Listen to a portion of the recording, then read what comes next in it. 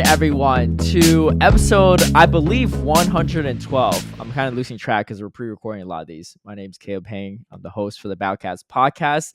I'm not joined by Speedy as Chief today, but I'm joined by four wonderful other co-hosts from the BTW Podcast. So, welcome, guys. I mean, there's a lot, so let's just go around the room. How's everyone doing? Let's do some brief intros as well for all of you, for those that might not already know your podcast.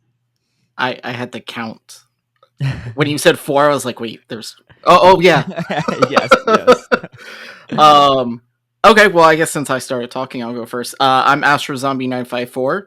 I guess I'm the host, one of the hosts. I don't know what you call me. The guy who just says a lot of bad things and wrong things 90% of the time.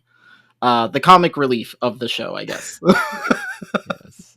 You started the thing. That's I did. Yeah, I did that too. Yeah. Nice. Oh, and also for a lot of people listening, even maybe some of your own regular listeners, they might not know what y'all look like, but because y'all don't usually do the YouTube version, but we have a YouTube version. So if you're curious, check out our YouTube videos to see I wore sleeves. Face reveals. I wore sleeves. Yeah.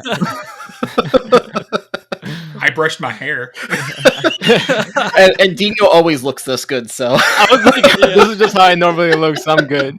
Wait, you usually when you record, you have the face cams though, right? But you just have Yeah. Oh, Yep. okay. Yeah, So before exactly. me and Speedy started doing the video, we just did audio, so I'd be just sitting there like shirtless in my boxers half the time, right?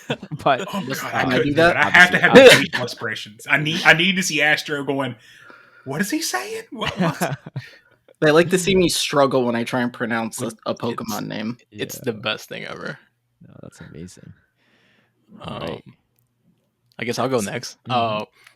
Yeah, my name is Dino. And I guess based on every podcast everyone has listened to, I'm just known the guy with the hair. So that's literally what I'm known for. So The guy with the hair. yeah, because apparently, I mean, the only one that does his hair. I mean, what was the thing that you call? What was that move on that TCG? That you said that Apply gel. apply gel. Apparently, that's a move in TCG. And I'm like, they told me that's my signature move now. So It's Quaxley. yeah. Wait, Yeah. what do you do for your hair? What's the brand that you use? Out of curiosity. Got to be. Got to be okay. It's like a glue. It's a Mhm. yellow little bottle, and because anything else it does not work. It does not stay up. And even if I go in water, it literally just stays up. So, Dude, I gotta look that up. I use Suavecito. I use like 1,000 different brands, and I finally found that one. But the worst is, and I can see you're doing it a little bit when you wear like the headsets. You don't want it to like smush on the top, right? And like if anyone ever sees me at like an actual like play Pokemon events, you'll see that in like my hair's like a mess because you have to wear the headset, and I can't like put it in the back when I'm commentating. And so like backstage, I have like my own like hair gel. Like I'm just like putting in constantly to like keep it together, but it's like it's just like falling apart by the end of like every day. It's miserable. That would be me like 24/7. Yeah, So. it's stressful. Yeah, Wildcat Dad 17. I am the country voice of BTW, and try to give Astro a run for his money with the comic relief. But it's a different style of comedy. We do things different here in the South. Yeah. So Definitely. big time, battler. Been on the show I was the late joiner to the show after Astro and Dino started it. I filled in for Dino when Dino had schoolwork, and all of a sudden I become a co-host. I have no clue what happened. Just Like, happens. you're just Still on. don't know what happened. Be careful, Caleb. Yeah. This is how we get you. Hey, I'll be down for more voices.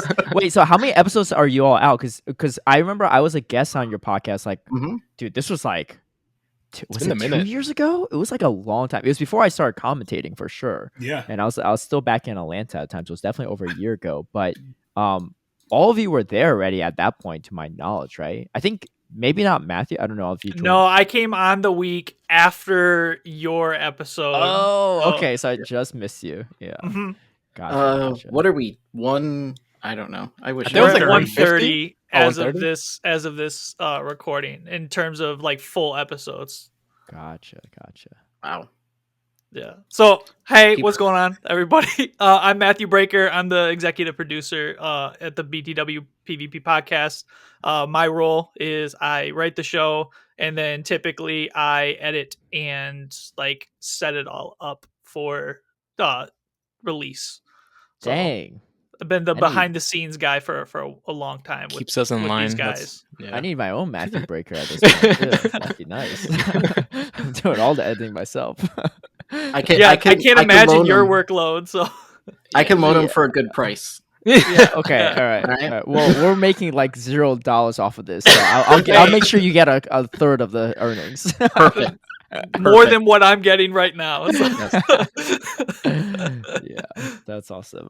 So yeah, unfortunately, Speedy can't join us today. He had some personal things come up, so I'm running solo on the Battlecats side of things. But we do have full force from BTW, and Matthew was going to. So people have been waiting on the hot tip from Speedy for. Look, I get it, months, right? I've been waiting on it too. Some people don't seem to care a lot, but I think most people are pretty invested at this point. There's even a Twitter account that someone made about it. No on if he's way. eating the hot chip or not. And so today, in this 112th episode, was supposed to be the episode Speedy eats the hot chip. And to really incentivize him to do it, Matthew actually DM'd me and was like, hey, look, I'm down to eat a hot chip on the same episode with Speedy if he's willing to do it finally for this episode. So we're like, all right. Set in stone. We're even going to do a contest, see which side of the podcast can hold on the longest without drinking water or milk or whatever. But unfortunately, Speedy just cannot do it. And he's not just like dodging. He did have something serious that came up. But that being said, I asked Matthew, I was like, hey, look, you don't have to do the hot chip if you don't want to because you're just suffering by yourself. It should have been just Speedy suffering instead. But Matthew, I think, is still going to do the hot chip. So for those that are waiting for the hot chip, not the hot chip consumer we're expecting, but I think we're still going to get one on air today, if I'm not mistaken. That is the plan. I've been preparing my body like all day, so He hasn't been nervous at all. So all this hard work gone to waste. I wasn't gonna let that happen. So I'm just glad it's not the jelly beans. yeah, which one? Oh, Bean boozled. which one did Speedy get? Because this is the 22 edition, I believe. Yeah, I think that's the one he got. It's like a blue chip, right? Yeah. Did they make these chips a different color because people were like throwing them in like nacho bags and mess with people? Because I remember it used to just look like a nacho cheese chip. I know that last year's just looked like super coated like Doritos. Yeah. Mm-hmm. So I have done the one from last year. We have a YouTube video where Astro and I did a little competition for it, and so this is kind of like running it back. Yeah, for me, but I'm gonna Astro, you've done it too, right? No, yeah. No, Astro did not. Oh. No, I did not. I was my wife stepped in and and put the kibosh on that. Like, just end it. No, she's like, I don't want to risk him like having to go to hospital or something. Yeah. So I felt bad. So I got like one of those like boxes of Bean Boozled, the jelly beans that taste like different things. Yeah. And I literally took out all the really gross ones and put them in a cup. And I would have to, I think it was like every like so many minutes, I would have to just throw a handful of them in my mouth and eat them. I threw up like twice during that stream. Oh, yeah. It was all on YouTube too, so that was amazing. You threw up like while like recording? Yeah. It was live. It was live on Twitch. Oh, dude. I was gonna say, man, I'd rather do that than the chip, but I don't know at that point. It's pretty intense. It just depends, I guess, on how you can handle like spicy. Okay. But those beans, I think DeFi did something like that with the beans, and it probably didn't turn out very well. It never goes well for anybody involved. So you're not allowed to squeeze your nose, right? Because I know if you plug your nose, your taste sensors are just like dulled completely. Yeah. All right. He's smart enough to put on gloves at least. Yo, that does not look blue. This is what. That looks straight like almost black at this point. Yeah, literally like the same color as your gloves. Yeah. So I figured Matthew's done this before when he offered, because no one willingly offers easily like this, and he even mentioned the gloves. I was like, all right, he's definitely done this before. Yeah. But we were going to do initially a contest on who could go the longest without drinking water or milk and stuff. But instead, I just said, you know what? You could drink whenever you want to, but we could start a timer to see how far Matthew goes for anyone that wants to attempt this at home. And if you want to see it happen in video format, you can check out the Battlecats podcast on YouTube to see it. But I'm ready to start this timer whenever you are. Yeah, sounds good. All right, I got the stopwatch. Bottoms up, fellas. So Speedy, I wish you were here, buddy, but I don't wish you were here either because I know what you were gonna go through. All right, he has done it. We're starting the timer. God, I can just hear that. Yeah, No, all when the you have a no's. second to talk, I'm curious how this compares to the first time you did this chip. Yeah, because I don't know. I don't think you've seen it, but he was sweating the last time. Like, you can tell he was like, it was bad. So I wonder how this. I mean, he Just looked better really than I did. coated. I can And my oh, mouth like you're turn blue. Yeah, I can see your teeth are really like blue. Yeah, dude. It's like eating like a Give us a warhead. good smile Or to the warhead, camera. like Give an a good airhead. smile to that camera, Matthew. he's like he's starting to feel it probably. Oxygen makes it worse. Good. Oh yeah, it does. Yeah, and like water too, right? Yeah. Man, that is. All right, so it's that is down. something. Okay. So this is not pleasant. That would be the appropriate PG version of what I'm feeling, but Wow. yeah, blue tongue and everything. I'm gonna let you guys continue talking because I need to do some like meditation. So. That's fine. I like how he said PG version. So just so you know, Caleb, for the past week, we've been telling ourselves PG. Because for like the people who don't listen to us, we're the opposite end, I guess. We're more explicit than you guys. So me more than anyone is like, I'm just like, No, it's fine. Yeah, I gave the BTW guys a heads up too. We typically are for the most part family friendly, but the thing is, like, when I listen to your podcast, like if like the swear words like weren't there, you would like it's like you're not swearing like aggressively, right? Like it's Correct. like it's just casual and there's like a regular conversation, right? Like I honestly didn't even notice that you all even swore until like maybe like 6 or 7 episodes in. I was like, they actually got a couple swears here or there, which I don't personally mind, but we do have potentially some TBCI employees checking some of our content from time to time, and we want to try to keep it, family friendly. A few Niantic employees too, Well, I was gonna say you normally don't hear the swearing until we get to the in-game news part of the show. Trust me, there's a lot of ways to convey disappointment and anger without swearing too, which I find a way to do from time to time. But you do it. You're a much better man than I am. Maybe a quick round the room too. I'm curious. Okay. Shoot. All right, let's call it. Yeah, here. Wait, wow. I got you at about 2 minutes and 48 seconds. Pretty good. Yeah. You've got weak, Matthew. That was worse than last year. That was worse. I can tell. Way worse. Oh man! See, last time they actually made it. He made it through 3. No, it was the best out of 5 battles. Best out of 5 he made it battles. Through 5 battles and go. Oh my god! They were battling as they were doing this. Yeah, we had to battle each other while he ate the chip and I was throwing jelly beans down my mouth. Yeah. I'd probably just use Grasso in every game because I'd be so like angry. I should have thought of that. That'd just be like I'm going just straight faster pressure. I don't have time to like. At one point, my eyes were so watery that I couldn't even see my phone. Oh, my so God. It was just like I didn't know if I was tapping it. What Wait, so the jelly beans you ate, they were spicy or they were just like tasted bad? No, so one was like rotten egg flavored. One was vomit. There was like there's a vomit. It was intense. I think at one point you were literally grabbing like 2 or 3 different ones, so you were basically mixing like because that's why you threw up. Like I don't know how they do it. I don't know who the taste tester is for that company. Feel bad for them, but they get it on point. Dude, imagine if that's your job and you're like, dude, I was like, we maybe need to add one more ingredient to get that diarrhea flavor right, it's just imagine that's your job. Oh my gosh. I don't even my guess is they probably don't even pay that much for that job too. No.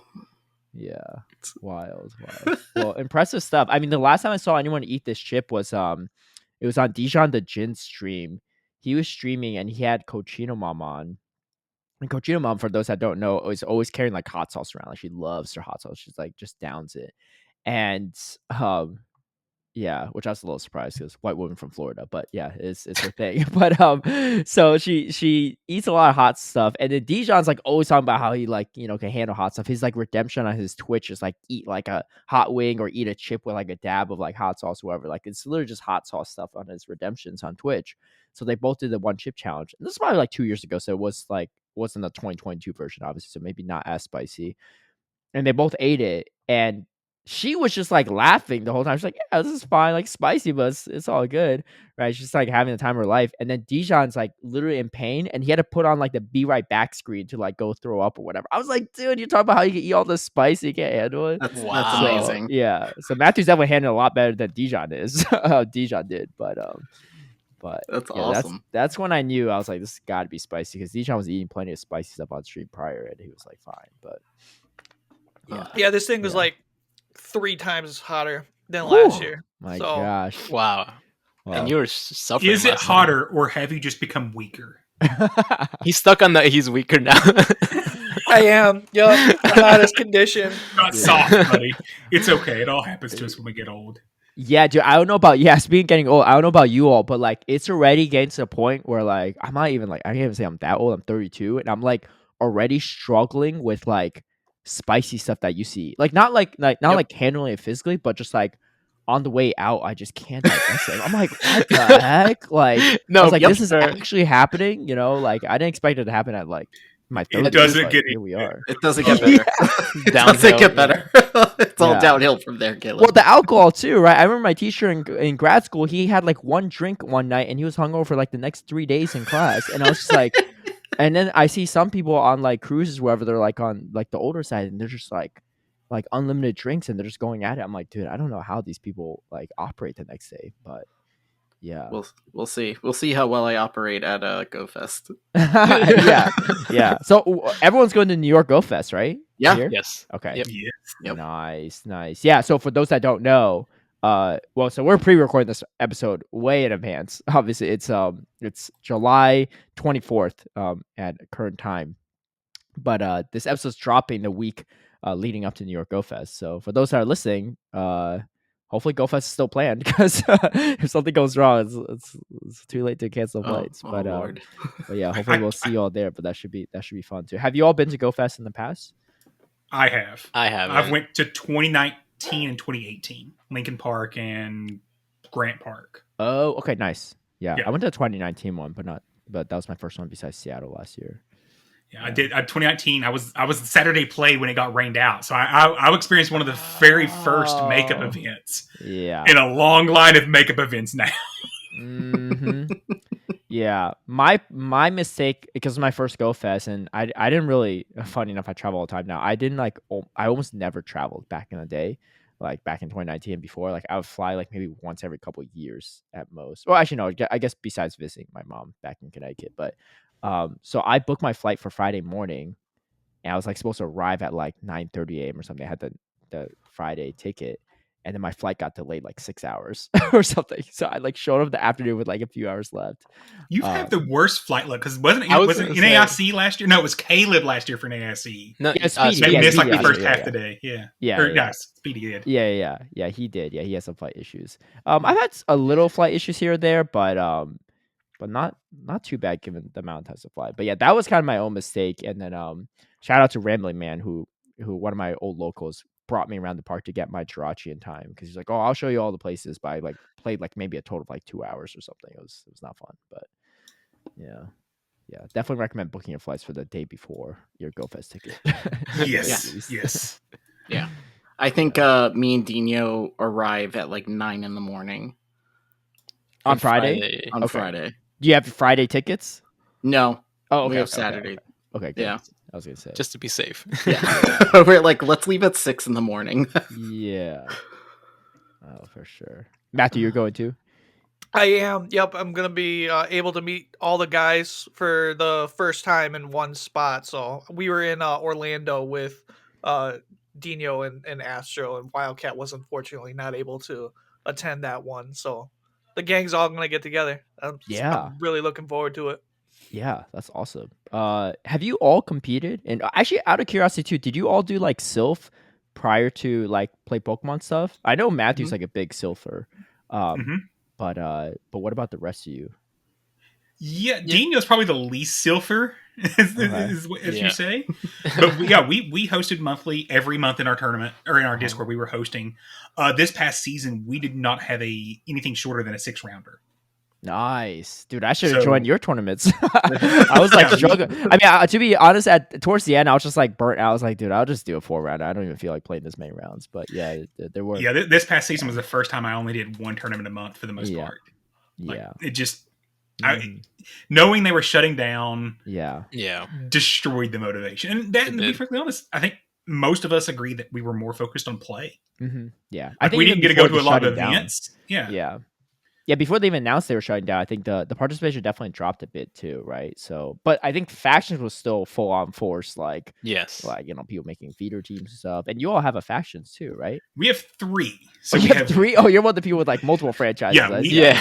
Dino and I are on our original faction team. We actually, as of this past time, we're promoted up to Diamond.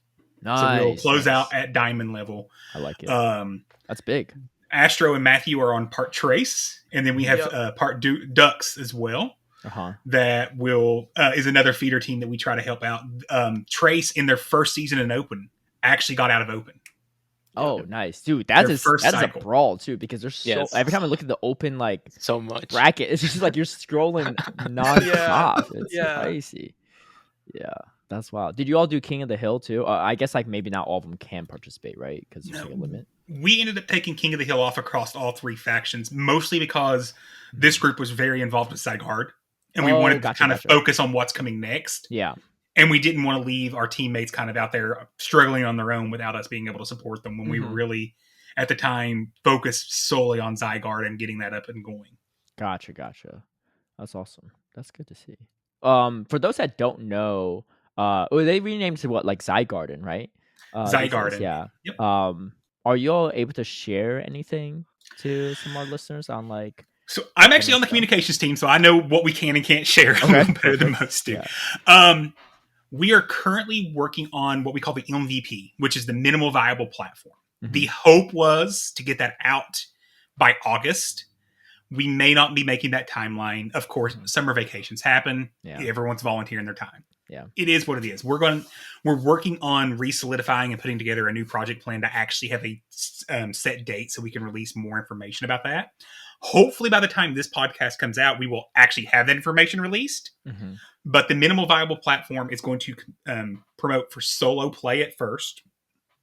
It's going to have global leaderboards as well as local community leaderboards. So we really want to put the power back into the community's hands to host play as they see fit. Yeah. Whether that's remote, in person, whether that's draft based or leveraging the metas that Devon will be putting out, which is going to be not directly associated with Zygarde, but it's the folks that got involved with Zygarde doing meta development and running solo and team play. Okay.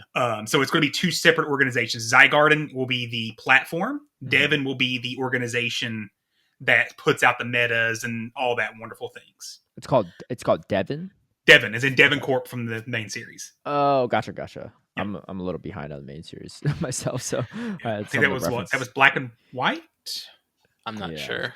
I think that was Black and White. I didn't know Zygarde was going to be that strong too in the game. When I saw that, I was like, "What the heck is this?" Oh, right. Yeah, but I have no routes near me, so I don't know. And I've seen some spoofers post about how they got all this stuff, but 26 and 9. It's 26 and 9 in Master League. Dude, also the busted part is it's good in every league, and you only get one so far. So I don't know like how people prioritize this, but yeah, that thing looks disgusting. It's like bulkier than a Lickitung. I think the complete form is bulkier than Lickitung in Great League, which is just wild because you're like, okay, well if it's bulkier than Lickitung, it's not gonna be good in Master League, but it's good in like every league, which is just crazy. 339 HP. It's insane.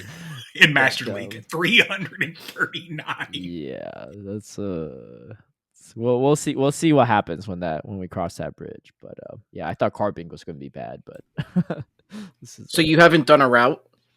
I haven't. Yeah. So I mean, to be fair, I got my Zygarde maybe like 2 days ago, and there were I no still routes. don't have mine. Yeah, yeah. My power's up to a strong 1501. So definitely power trading yours this up. one when I can. Huh? Don't power yours up because Yeah, you yeah. want at least the 50% form. Right. Yeah, because if you power anything up too, like it's just like you won't be able to use 50% Yep. or unless you're planning on using like Ultra League or Master League, Yep. which Exactly. So you all talked about how like Zygarde is going to prioritize. Oh, it's actually I guess it's Devin that's prioritizing metas for single formats. Do you all know if there's any priority on team formats in the works as well? Yes, we've been doing a lot of discussion around what the future of team will look like. That is the only reason that's not coming out immediately is that's a lot of development. That's a significantly harder to build framework from a website perspective than solo competition. Right. So we want to get the platform out initially so we can, people have something to run that's not challenge because there's a bad taste in a lot of people's mouth with Shalong just because it's not user friendly. Yeah.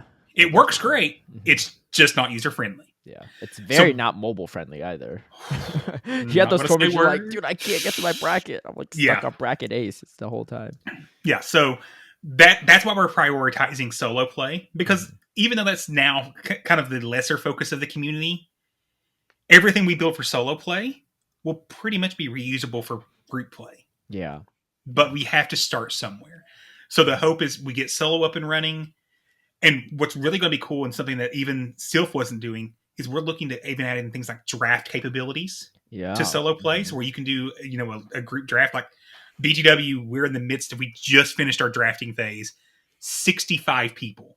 Oh my gosh. That's awesome. Across a 7-round draft. Yeah. Do you have bands too or no? This is the first time we didn't do bands. Yeah, it's just way too many, right? That's it was slotted. So you could only pick round 1 between rank 1 and 72. Oh, I see. And then each round thereafter, and then got really mean for round 6. I skipped 100 Pokemon. It said you can only pick from this bottom section. Oh my gosh. Yeah. So everyone was forced to run at least some level of spice. Yeah. And yeah, we let the bands go. Last year we had 74 and we had a band round, and it was rough by the end of it. That was absolutely brutal. I guess you have like 3 usable Pokemon in each squad, maybe.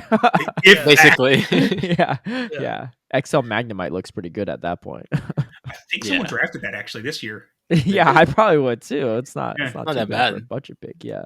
I mean, I will say like over the years, we have more and more viable Pokemon to use, which I think is pretty nice. One thing though, dude, this is killing me. It's the TMs, right? The charge TMs. Dude, I don't know about you all. I'm literally down to 10 charge TMs. And part of me was like, dude, is it because they nerfed the remote raise? Like, people aren't rating as much. Yes, that's probably part of it. But I think the bigger issue, and I didn't realize this until my friend Paul was up. It's like a big mathematician guy. He was like, dude, you don't understand. Every time they add a new move to the pool, they never take any moves away from these Pokemon. So they're just exponentially adding more possibilities of you getting the wrong move when you TM. Like, adding just one move to Quagsire doesn't make it just cost one more TM to get the move. It adds way more possibilities. And like, I spent like 15 TMs getting a Mud Bomb on Quagsire just to help my teammates scrim for like factions. I was like, dude, this is crazy. But he's like, yeah, Niantic needs to do something, which again, for the Niantic people listening to the podcast, I know you all out there, please take it with serious consideration. Because you can only get TMs from GBL. If you're lucky, you get 5 charge TMs a day, which is incredibly unlikely in general, right? And then, I mean, most people aren't even rating that much. But even rating that much, hear me out, Speedy. You can go to a useless tier 3 raid and get a charge TM guaranteed. That's true. Give us $1 for a guaranteed. Yeah. I have 0. Oh my god. This is normal. Yeah, this is normal for Astro. This is a normal thing for me. Yeah. We always ask him, like, what do you spend it on? Like, it's because I have the worst luck ever. So like, okay, this is a perfect example. Going into Fossil Cup, I had I think I had like 15 charge TMs, but my Great League Lucario, because I never use it, had Aurora Sphere. Okay. And not Power Up Punch. So it had Shadow Ball. I will tell you this. I went between Flash Cannon and Aurora Sphere all the way. I almost had to use an Elite TM just to get Power Up Punch You because also get it was close on my combat on that left. too. Yeah.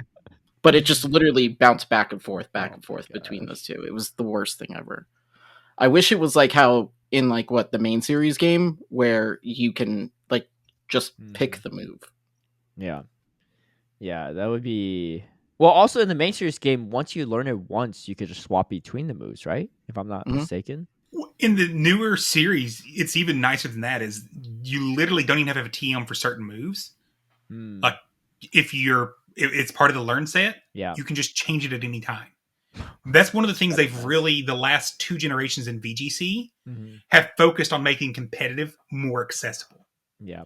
Because, as we know, VGC had a very large history of hacking, and part of the reason it did because it literally could take upwards of 100 hours to build one competitive Pokemon. And the Pokemon company said, you know what? This is a problem. We should fix it. And they went and fixed it. Yeah. Like, I can build a competitive team in Scarlet and Violet right now in maybe an hour and a half of play. Yeah. Fully ready, powered up, all EV, IV trained, 100% ready to go. Yeah. Meanwhile, in Go, I still can spend 20 minutes charge TM. Nope. Good news is I have 300 of them, so I have a few to burn still, but... Yeah, imagine you could sell those. You could definitely run up a black market price on that for quite a premium these days. Did you get one of those boxes where it had, I think it had like 5 fast TMs and 5 charge TMs? I saw it. I was like, I'm not spending like over 1,000 coins on this, but like I could see why some. Imagine buying that and still not getting the moves after using like 5. Is that you? Oh, he's like, I was gonna say, I think he bought it. That's like the worst. Yeah, the worst is you don't even get the moves. Man, it's worse. It's like worse than a lottery. Yeah. I will say I have used an Elite Charge TM twice on Mew, just because I was not wanting to go through the pain. Yeah. Well, it honestly, was worth like, it. TMing like a Lucario or Quagsire these days feels like trying to get a move on Mew back in the day. Like it is really tough. Yeah, I don't know. I think I know people from Niantic are listening. Hopefully, they are taking serious thought into this. TMs, unfortunately, it's not something you can even spoof for. So I don't even know how to even cheat it, do anything about this. Like that is a great equalizer at least for the spoofers and non-spoofers. Like you can't like phone rock or defit your way to getting charged TMs. This is like a universal problem for everyone, regardless of where you are on the spectrum. The great equalizer. Yeah. And could you imagine if they actually allowed TMing between rounds at a play tournament or something crazy like that? People would be sitting there going, no. Yeah, all of a sudden you're throwing a bulldoze on your Lone Sand Slash instead of Drill Run because you just couldn't. That's the best you could get. Yeah, that's a terrible mirror matchup.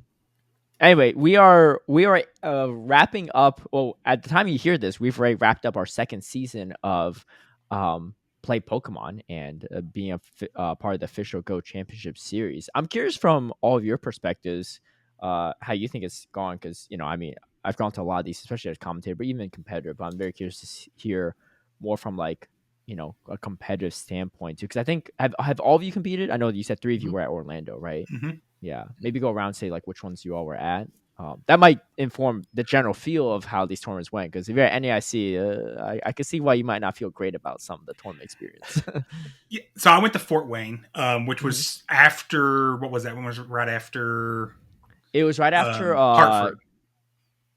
Fort Wayne was before Hartford, but it was right after. It was like shortly after Charlotte. Yeah, Charlotte. It was April Fool's weekend. Yeah. So I remember Charlotte had a lot of problems. So going into Fort Wayne, I was extremely nervous. The game performed beautifully that weekend. I had probably my best showing at a play tournament. Now I went to NAIC last year.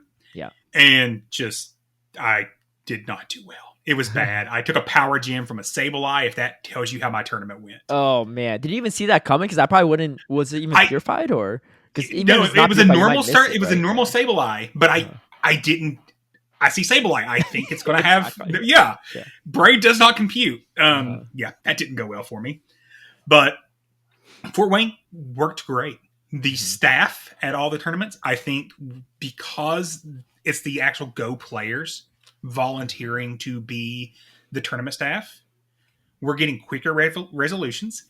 The rules need tightened up a bit still to help the staff out, because now staff's kind of left hanging on some judgment calls where it shouldn't have to be a judgment call. Right. Worked great. Great time seeing more and more people turn out for these. I mean, Fort Wayne, Indiana is not a place you want to spend a weekend. We had 122 people competing at Fort Wayne. Yeah.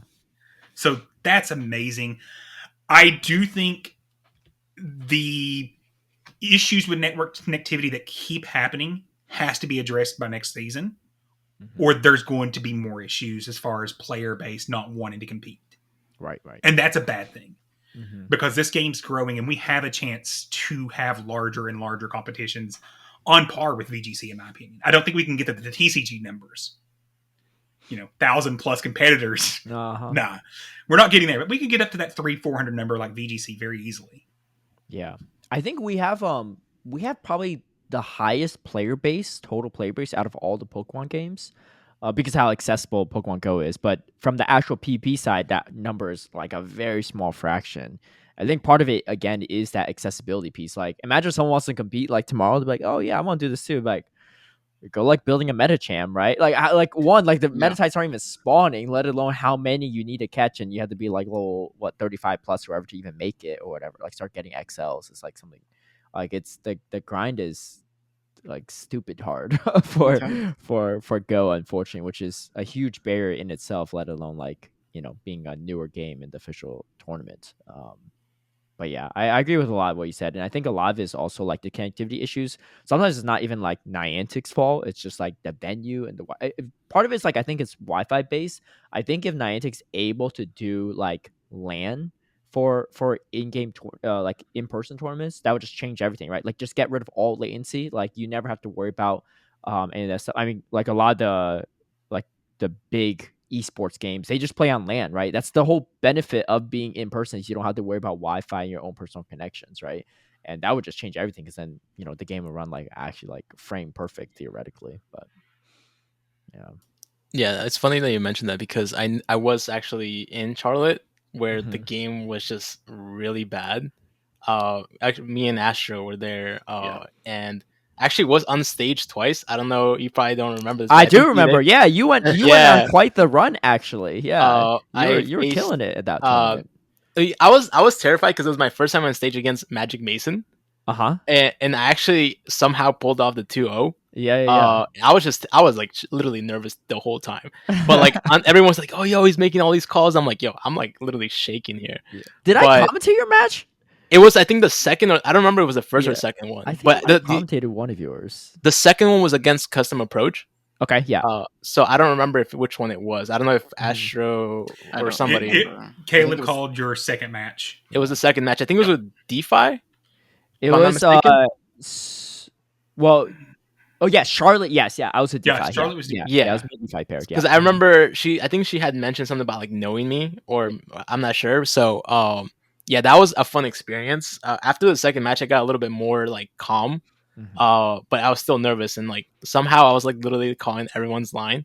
And to be honest, everyone was like, "Yo, like how is he like knowing all these things?" I'm like, "Yo, I'm literally just like nervous being up here, and they don't even flying notice at the seat of your pants, right?" Yeah, I was very nervous. But besides on stage, obviously it was like great. Like there was like no lag or anything like that.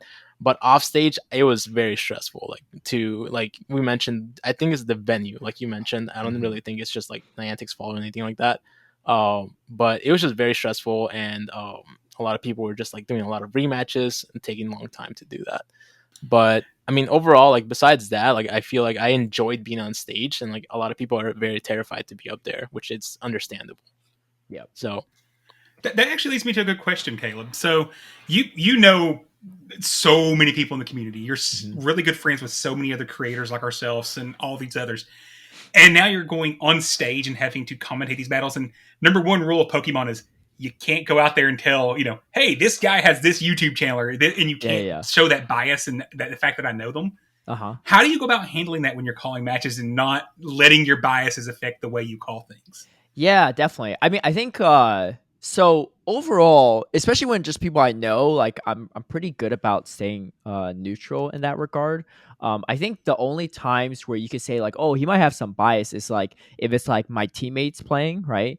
I the only teammate I actually commentated on that battled. Actually, no, I commentated Cindy battling a couple of times, and then my teammate Auburn, who ended up getting second place at Charlotte, right? So obviously, personally, I'm like, oh, it'd be great. My teammate won the regional, but I mean, Richie's playing out of his mind. Like, you can't like let that go, right? So I think that's part of it. Just like remembering, like this, it's a experience, it's an entertainment part, right? Like even if your teammates like doing well, like you can't like you don't want to like oversell it, right? Because then like it just I think the most important thing as a commentator, in my opinion, is you want to like express the emotion that makes the most amount of sense in a situation, right? Like if a really hype play happens, you need to express it. But like if you're over like doing it on a play that's not that hype or not that impressive, like it's disingenuous, especially to players that know the game, right? For those that don't know the game, they might like, oh yeah, that might be cool. But you know, like people on Twitch chat that are typing, usually people that know the game for the most part, at least like 70% or so. There's always some randos that just say random stuff, but so they're gonna recognize, and if you're just saying stuff like they're gonna be like, dude, like what are you doing, right? Or but the worst is also when you make a really incredible play, and you go back and watch the commentary on it, and they're like the casters just like dull. They're like they don't like really talk about. I'm like, dude, I was like I just made the best play of my life, and how is this your response, right? And like I would hate for someone to feel that if they ever watch back the commentary, let alone the people watching live. So I think in my mind, I'm always just like I'm trying to put on the best show.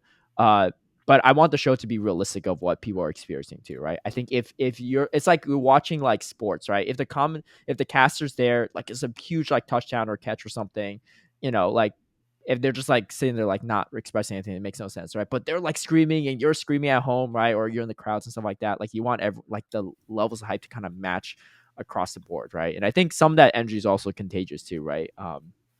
For newer players that don't know the game, they're like, wait, this is actually kind of hype, right? And I think for Go, luckily, our game's a little simpler than like VGC and TCG. Like I'm watching VG and people are clapping. I'm like, I don't know what they're clapping for. Like nothing happened, right? But it's like a big like moment for them because they know exactly like what they're trying to set up and stuff, or they got like a certain like percent like proc or something on something. But yeah, and I think the casters do an amazing job of that. Mhm. I hope no one ever thinks I was trying to accuse of bias or no, anything. definitely not. Because the casters in Go, and this is one of the things I've said it on our show. I'm so happy that Gabby came over to Go because it helped give the Go casters even more credibility. Because Gabby is so well known across the entire Pokemon community. Yep, definitely. And then you add in folks like yourself, like Speedy, like Butters, that know the game and the intricacies so well. Mm-hmm. Literally, I didn't get to watch the finals of Fort Wayne because I was driving home. Yeah. I put on Twitch through my car speakers, turned my phone around so I couldn't look at my phone, and listened to the end of it. And that's how I experienced, and I was able to feel like I was just there. Mm-hmm. So I think that shows just how awesome the Go casters are. And I can imagine how hard it is not to let those biases come in and those kind of, oh yeah, this guy, I know this guy. Yeah. I mean, I will say like backstage, right? Like especially like when we're not commentating, we're usually on like the admin desk, like putting in the teams and like, when Pokemon get knocked out and stuff like that. So I would say if a Pokemon got knocked down, they forgot to do it. Like that's usually one of the casters. So we'll take the onus on that one. But I would say that, yeah, first off, a huge shout out to Gabby, right? Coming over and like, I think not only is just like the stage presence and having involvement in the community as well, but like behind the scenes, she's done so much for the commentators. I think like just helping us like adjust and figure out different things and really teach us a lot about just being commentators in general, not even just for Go, but just as a general commentator for Pokemon game or just esports in general. So like huge shout out to her because I think there's so much she does for us that like you don't even see on camera. And I think the other thing is, I appreciate the compliments, but I think a lot of us also grew a lot from our first commentary. Like if you watch back EUIC like in Frankfurt, Germany, like if you watch like me, Butters, Speedy, like we're definitely rusty. I think Speedy was probably like the most like polished at that point in time, but me and Butters were definitely like a little bit awkward at times. I think Zion actually was pretty good off the bat. Like when Zion came back for EUIC, like he really didn't commentate anything officially or unofficially between this entire year, and he was like, I think he just naturally has been really good at commentating, and I think part of it's just because he makes so many commentary videos and stuff for his YouTube. But He has really good stage presence, in my opinion. But yeah, I think Did a lot of us you grew from the do experience. anything in particular to like practice casting when like during your free time so that you can get more comfortable, feel better about your performance per se? Yeah, that's a great question. Personally, no. What I do try to do, and I did this a lot, especially my first year, is I watch back some of the commentary. And like EUIC, I remember specifically the night after the first day, I watched back my commentary, like before even the second day started. I was like, I don't want to see how it goes. I was like, man, I was like really like shifty eyed. Like I wasn't looking at the camera. I was like doing like I was like, man, this is kind of rough, right? And maybe I improved a little bit for day two, but maybe I mean you can only improve so much in a couple hours. But it was definitely something that I want to kind of feel out for myself and see what I can improve on it. I think there's still a lot of things I could improve upon, but just doing it a bunch of times and then just rewatching some stuff, because sometimes I sound better than I think I do, right? I look back like, wait, actually I didn't really stutter as much as I thought I did, or it's not as noticeable, right? Like I'll be in my own head sometimes when that happens. But yeah, part of it just like kind of just going with the flow, and the more you do it, the more comfortable you feel a little bit. I used to work in student affairs, so I used to oversee some residence hall on a college campus. I talked to kind of hundreds of people and like lead meetings, staff meetings, stuff like that. So from like an extroversion standpoint and just like public speaking, I felt okay, but obviously being in front of cameras and you know making sure you don't stumble on your words in front of the Pokemon company is definitely a whole different situation. But I think me personally, that's kind of just been my own personal journey on that. Watching some other commentary, which is what I've been doing a little bit more of lately for other games, has definitely helped too. Because I think there's like kind of a Pokemon brand for commentary, right? And we're kind of like more stiff or professional, right? Like we're even really dressed up compared to a lot of the other games. Like if you're watching like League of Legends, whatever, they're not usually, or like Dota and stuff or Valorant, they're not really that dressed up even, right? And they're casual. They're kind of like swearing and stuff, right? It's not like a kid's game a lot of times. So they're just like, I'm like, wait, what? You can just swear in like the caster lounge like that, like in the pre-show, but they'll just be doing that. And they're just very loose with it. But I think there's certain elements we could take to it, right? Because we're like kind of too stiff and rigid. Like we could kind of be a little more flexible and stuff. And that's why I roast Butters a lot more than I probably should. But I'm just like, you know what? Like, let's just get into it. Like, who cares if we're arguing and bantering on stream? Like, we have time to kill. Let's just do it. Let's make it at least entertaining for the time being. So, Yeah. yeah. I mean, so I watch a lot of the TCG stuff, and minus, I think, like Shelby and Ethan, it's pretty like, I'm saying it nicely because there could be, it's very Dry. yes. And I understand it's a card game, but you can bring something to it. But like it gets to the point where like the Go side is so rowdy that you can hear the cheering and everything going on. And I know it's Go because it's happening more often. VGC is very sporadic. This is like one after another. And you could hear it coming in through like the casters' microphones. And it's just like, oh my gosh, like something's going on over there. You should probably bring that over here. Because like I watched the NAIC final for TCG, and I don't know if you watched the TCG stuff at all, but literally the last match was, I think, 1 minute and 45 seconds. What? It was that quick? Yes. I think I heard about that. So Cyrus, she just basically got set up right away, got a card that could pull a card that she could switch out, and it was done. Like she got 2 moves or 2 turns. Wow. And it was done. And it was hype. Like it was hype watching it. I'm like, oh my gosh, this is happening. Like if she gets this card, like it's done. Game over. And they're just like, oh, okay. She got the artillery. Okay, she's using the single strike search. Yeah. Oh, she got the water tower. And that's game. Like that was it. I was just like, Oh my gosh, you could have done so much more with that. Still, my favorite moment from any casting was DeFi with the boost. The boost!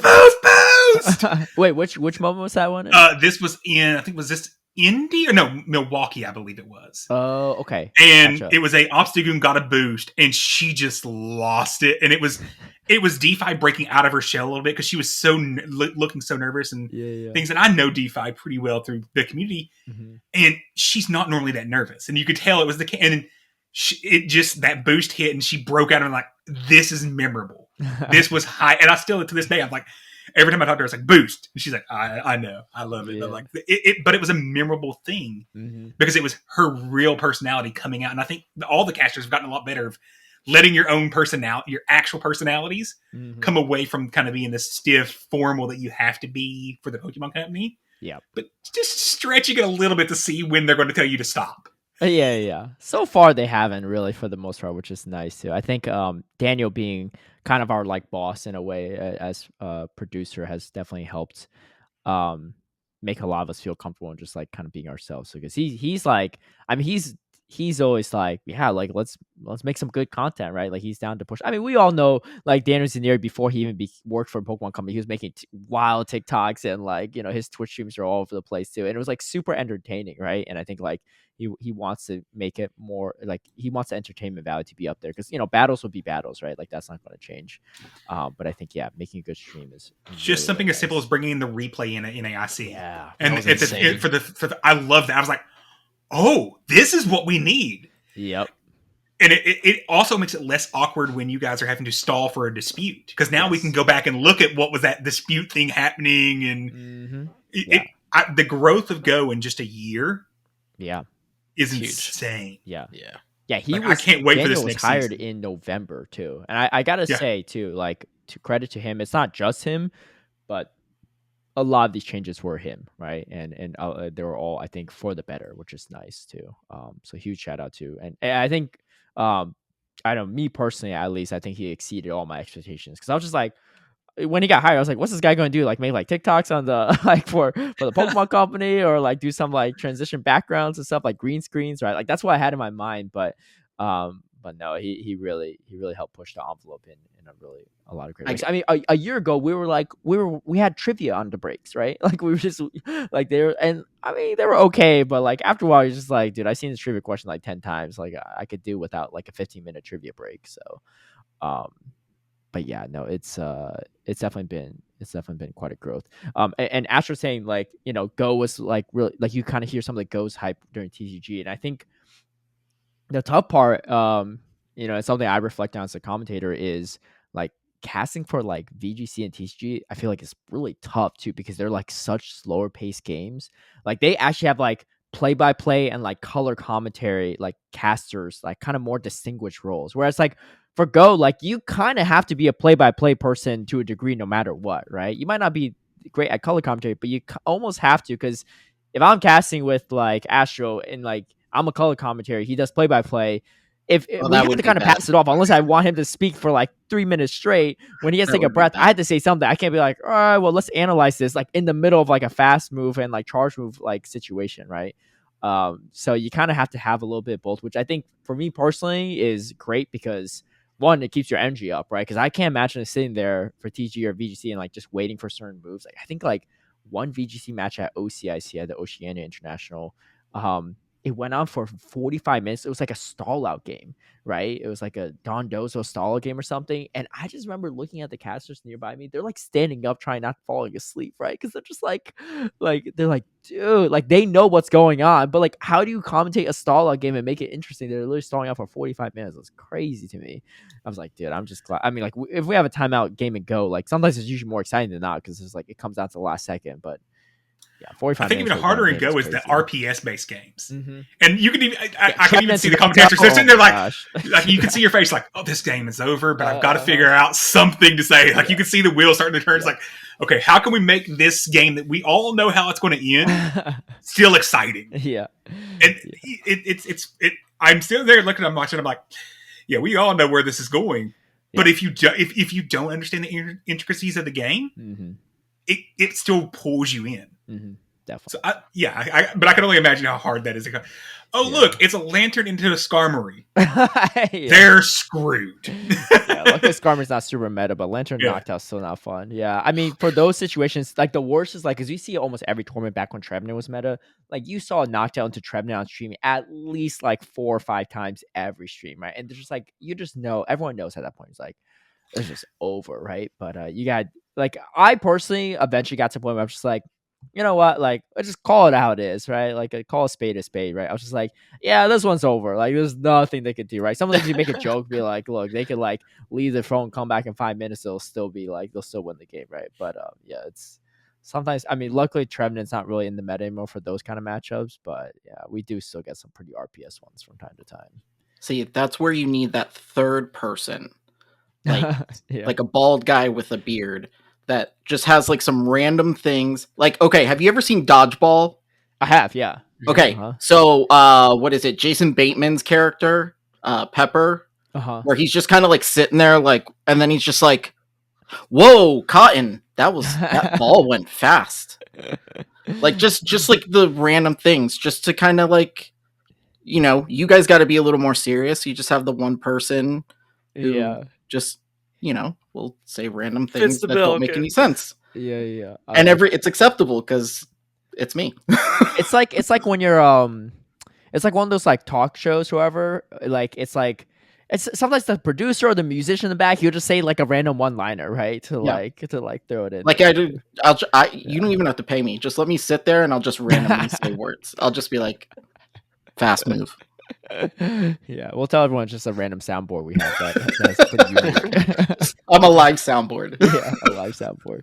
Yeah, one thing I did notice too, especially at NEIC and EUIC actually too, because they were there at both, is Unite. Like, we're talking about Go can be hype, dude. Unite players and like their game is hype, right? Or at least the crowd is, right? Like I could hear like I think same thing when you're saying like, oh, in TCG, the TCG stream, you could hear the Go audience, and some of the Go streams you could hear the Unite audience, right? You know it's Unite too, based on how loud they are in the situation, like how long they're cheering for. And you know, again, I think part of it is just like the game itself, because like it's just so fast paced. Like there's something happening every second, especially in that last 2 minutes, and like the game could be super close. And the fact that they were at EUIC and NIC this year definitely showed, you know, some of that, because the sound definitely bled over. At least at Worlds, I feel like we weren't really on the stage at the same time they were, and also like our mics were like way further from the audience too, so it didn't really catch a lot of that. So But, correct Even me. at Worlds, wasn't it only an invitational last year for Unite? yeah, so for Worlds, it was kind of same setup for like Yeah. most Worlds setups. Like they just have a set amount of teams. But we didn't, like, a lot of times I guess they weren't really sharing the stage at the same time. I think sometimes they did, but a lot of times they weren't. But yeah, I don't know. I didn't hear too much overlap, I think. Like I remember specifically at one point in time they were waiting for Go to finish like our commentary before they could even start their stream. Yeah. So correct me if I'm wrong, Caleb, but Mhm. the majority of Unite's competition is done online, correct? Yes. Correct. Yeah. So So outside of them Worlds getting last together, year. them getting together at an NAIC is like, it's twice as hype because Mhm. they don't get all those regionals like we get. Yes, correct. Yeah. For like NAIC, honestly, EUIC, NAIC, are probably like and Worlds last year, the only 3 times they had in-person Unite tournaments. And for a lot of these people, like people at NAIC, it's like their first time meeting people in person, right? Because all the tournaments are online, and I think it makes sense, like because they have like monthly like qualifiers or Yeah. regionals or whatever, and like some, like depending on the week, they have like hundreds of teams every weekend. Like I competed in a couple with my team, like in the first season, and like there's just no feasible way to get everyone flown in at a certain point. But yeah, but I think again, I don't think they will ever have a format where like it's like TCG, VGC, and Go regionals where like they just fly in to compete. But I think so far it looks like it's well received for the internationals. My guess is they'll show up they'll have like stipends to fly players out to internationals, and then for Worlds too. So it's been nice too. Yeah, and they have 5 people per roster, right? So like if you have someone drop, it's like a huge headache, right? But yeah, so that's probably the biggest reason. But yeah, they're really hype, and Me personally, like it'd probably be something I would definitely be down to just like commentate for fun one day just to see how it is, because I play some from time to time with my friends and it's definitely a lot of fun too. You only hit Master Ball every season, right? So yeah, so it's really easy to hit Master in Unite. Like you don't have to be a good player. You can have like a losing win rate. But like for context, like the good players, they'll hit it in the first day, right? Like it's just like impossible to hit Legend and Go. Like Go hitting the highest rank of any of these games, Go is by far the hardest by like miles. Like it's actually incredibly hard to hit Legend compared to all these other games. All the other games you could probably hit it within a day or a week or two. But Go is pretty tough, even if you're good at the game. So yeah, I wouldn't say I'm very good. When I played with my team, I was a captain of the team and I called the team the Scrubs. So if anytime we lost, people were like, we just lost some, like we just beat some Scrubs, no big deal. But anytime we win, they're like, oh dude, how'd these Scrubs beat us, right? But for the most part, our record properly aligned with our team name. Like we would, a lot of these like grassroots tournaments are like double elim, we would just go 0-2 every time. So but it was still fun. It was still fun. But yeah, so anyway, I guess anyone else's thoughts on play Pokemon this year too, on like how your experience was and like maybe things you kind of look forward to maybe next year. I mean, my thought is kind of our hot take that we were gonna do later. So okay, well, you know, we can wait on that. But organization, I think, needs to tighten up too. As far as like making sure people are there, and not just that, but just like the whole starting on time, like the using challenge is just awful. It's so terrible. And the fact that Go doesn't get a lunch break, but is expected to compete not as long as TCG, but pretty long without a lunch, like a lunch or dinner break, is pretty insane. Like I remember when we went to Columbus last year. Was it Columbus? For with NIC? Lyle? Yeah. Yeah. No, with Lyle, I think it was Orlando. Okay, yes, it was Orlando. So He had to Lyle, run. we all went to literally just right outside to the concession stand to get food. By the time we got our food and went, and we weren't even sitting down, like just found like a table or something to put like our hot dogs on, Lyle looks at his phone and he's got to go battle. He didn't even get to eat his food. Oh man.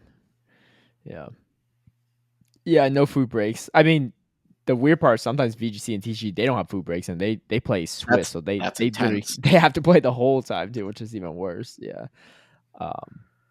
Remind me, which tournaments did you go to? You said you went to Orlando, right? And then so we went I went to NAIC last year, so the first year. We did Orlando and Charlotte. Yep. Okay. Gotcha. Nice. Yep. Nice. But I plan on being at a lot more this go around. Yeah. Maybe not on the Go side, but I'll be there. Okay. I'll be good.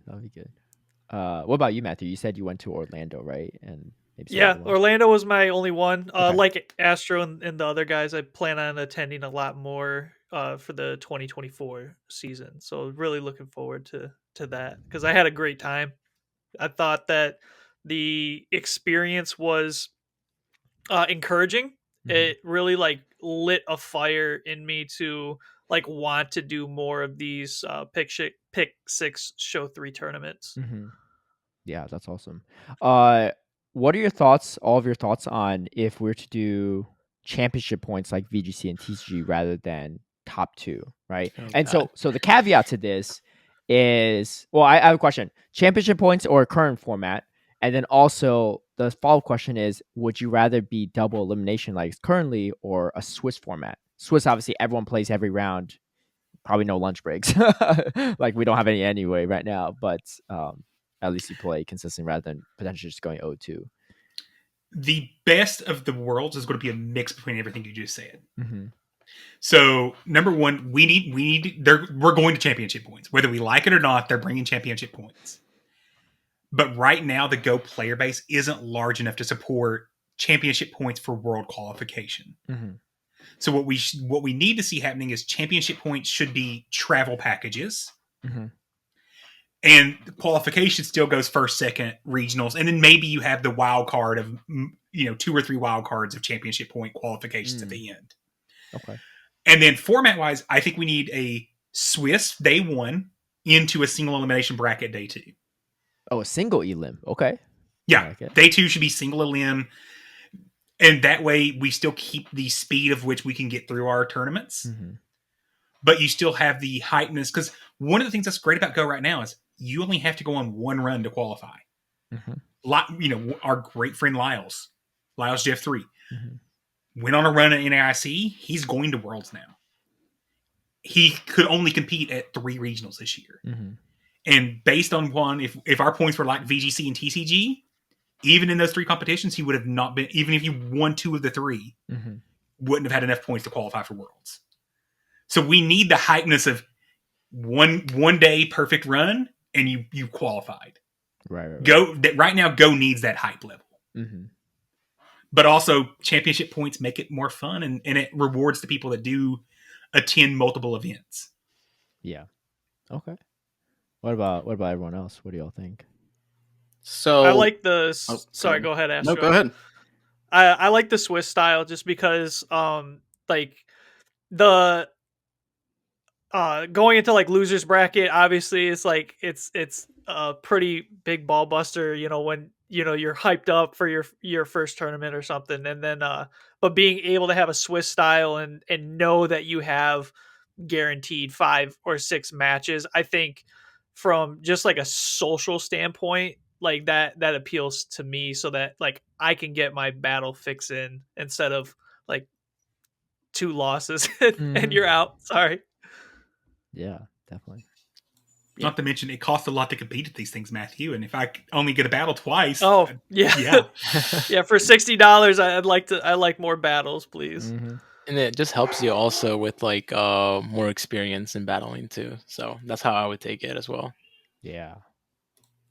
So when they first started hinting at the championship points for Go, Mm-hmm. I actually went online and took the TO exam to be an organizer or professor. Mm-hmm. So I got that. I got my TCG judge like certificate, and then I'm taking like the classes for Go.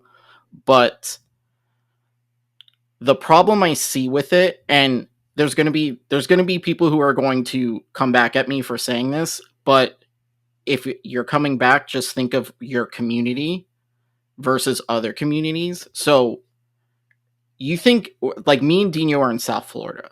Mm-hmm. You would think that there would be a large enough community that these things would be happening every week. Right. Dino, what happened to the first one? Didn't it get canceled? Yeah, it got canceled because I think there was like Nobody showed up. 3 or 4 people. They didn't have enough to do it. Yeah. Oh man. So, but I think the biggest issue, like at least what I'm seeing, is so. First of all, you have to have it has to be at like a comic store or a retail store that is, I guess, sanctioned by the Pokemon Company to do sanctioned tournaments. Otherwise, it's just local play that doesn't count for anything. A lot of those stores already have TOs that work for the store, like set there. Right. And they've been doing TCG or TCG and VGC for years. And now you walk in and you're like, hey, can we do Go here? And they're just like, what benefit does that bring to our store? Because you got to think about it. If you don't play Go, what does a comic book store sell? Right. Like, what is, like, the owners thinks to themselves, what is the benefit of me having a bunch of people using up my Wi-Fi? And just like that's all it everywhere. is. Yeah. So I've been finding it extremely hard to get anything, like to get anyone to even consider running a Go tournament and let alone trying to place it between One Piece, between Pokemon, between Magic, between D&D. Like, these places have things every single night. Mhm. And you don't touch a comic book store when it's Magic Night. Like, you Right. cannot do anything on that. And those are normally like Saturday nights. Mhm. So I've been finding it very difficult. So, like what Wildcat was saying, championship points going towards travel packages, I think would be a fair option until it becomes more accessible for people to actually have tournaments, let alone compete in those tournaments. Yeah, definitely. The other barrier too is even if you have a great deal with like a comic store or like a card store, to my understanding, you can only host one tournament at one location per month.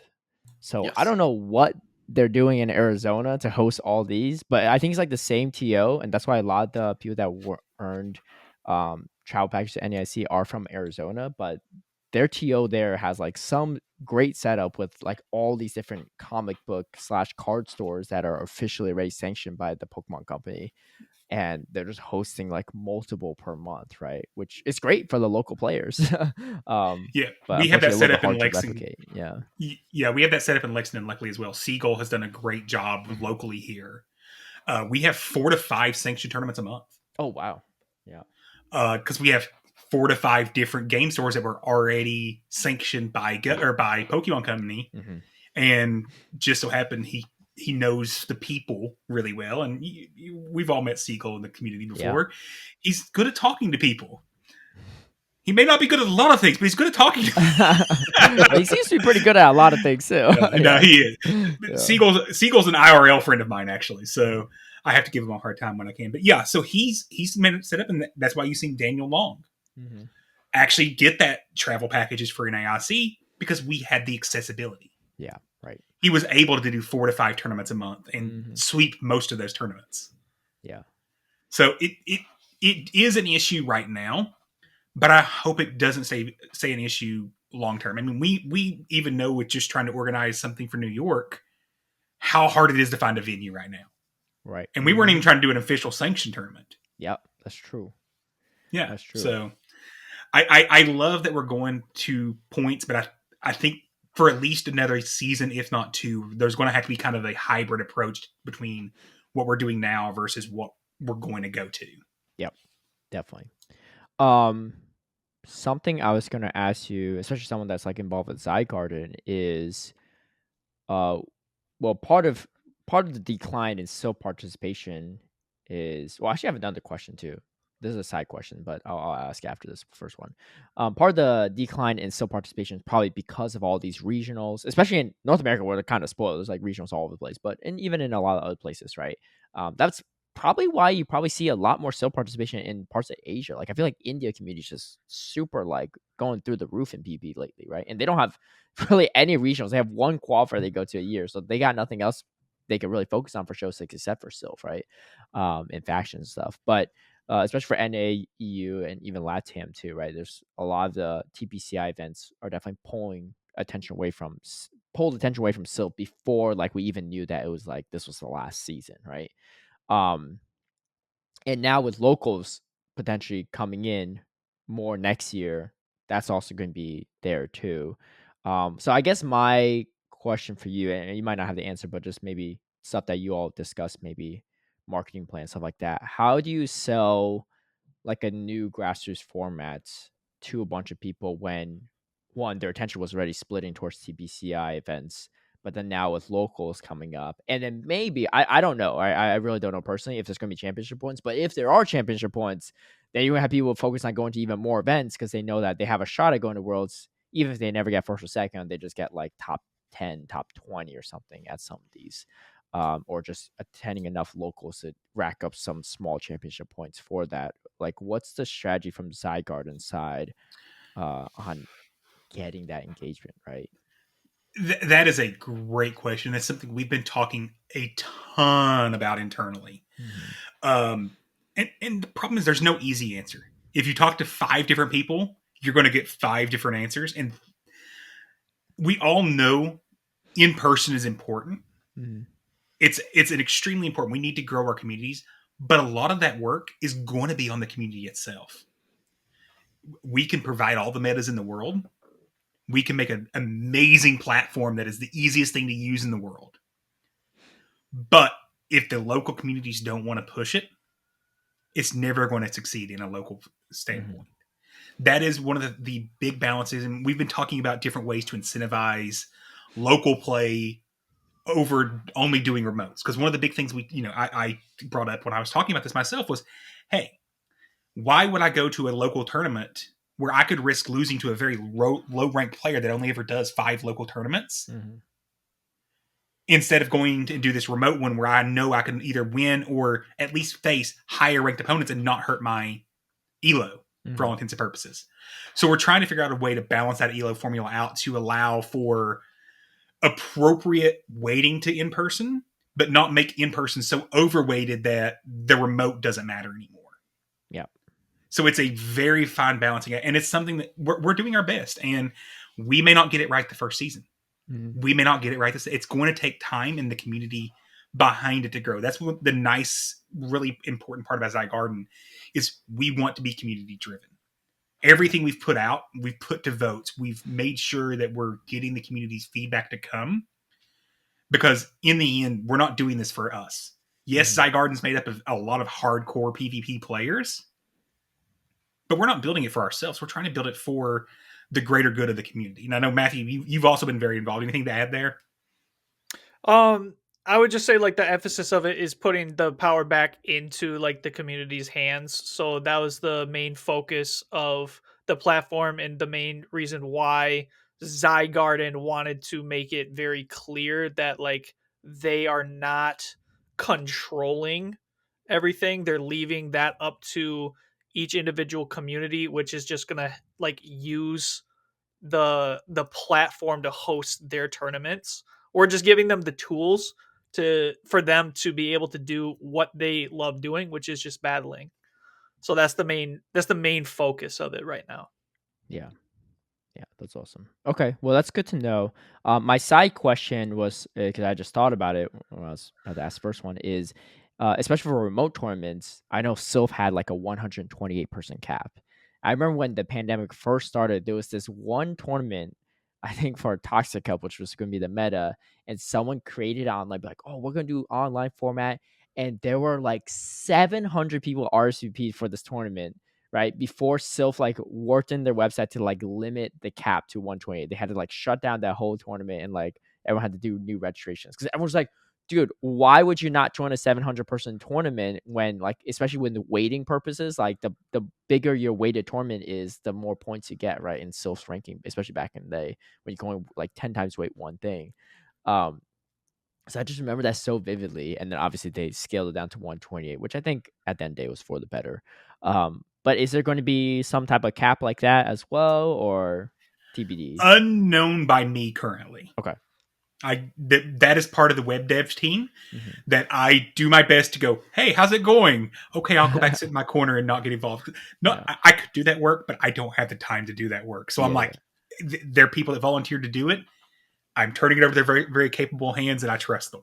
Sounds good. Yeah, I think the 120 was also because it was during COVID and they wanted to limit some of that stuff. But I think, personally speaking, I think if it was like a live tournament, they should have a probably bigger cap, assuming people have like 8 hours in their day to play a tournament in live. But that's just I think part of that too was if you get above 128, Swiss rankings get a little wonky. Okay.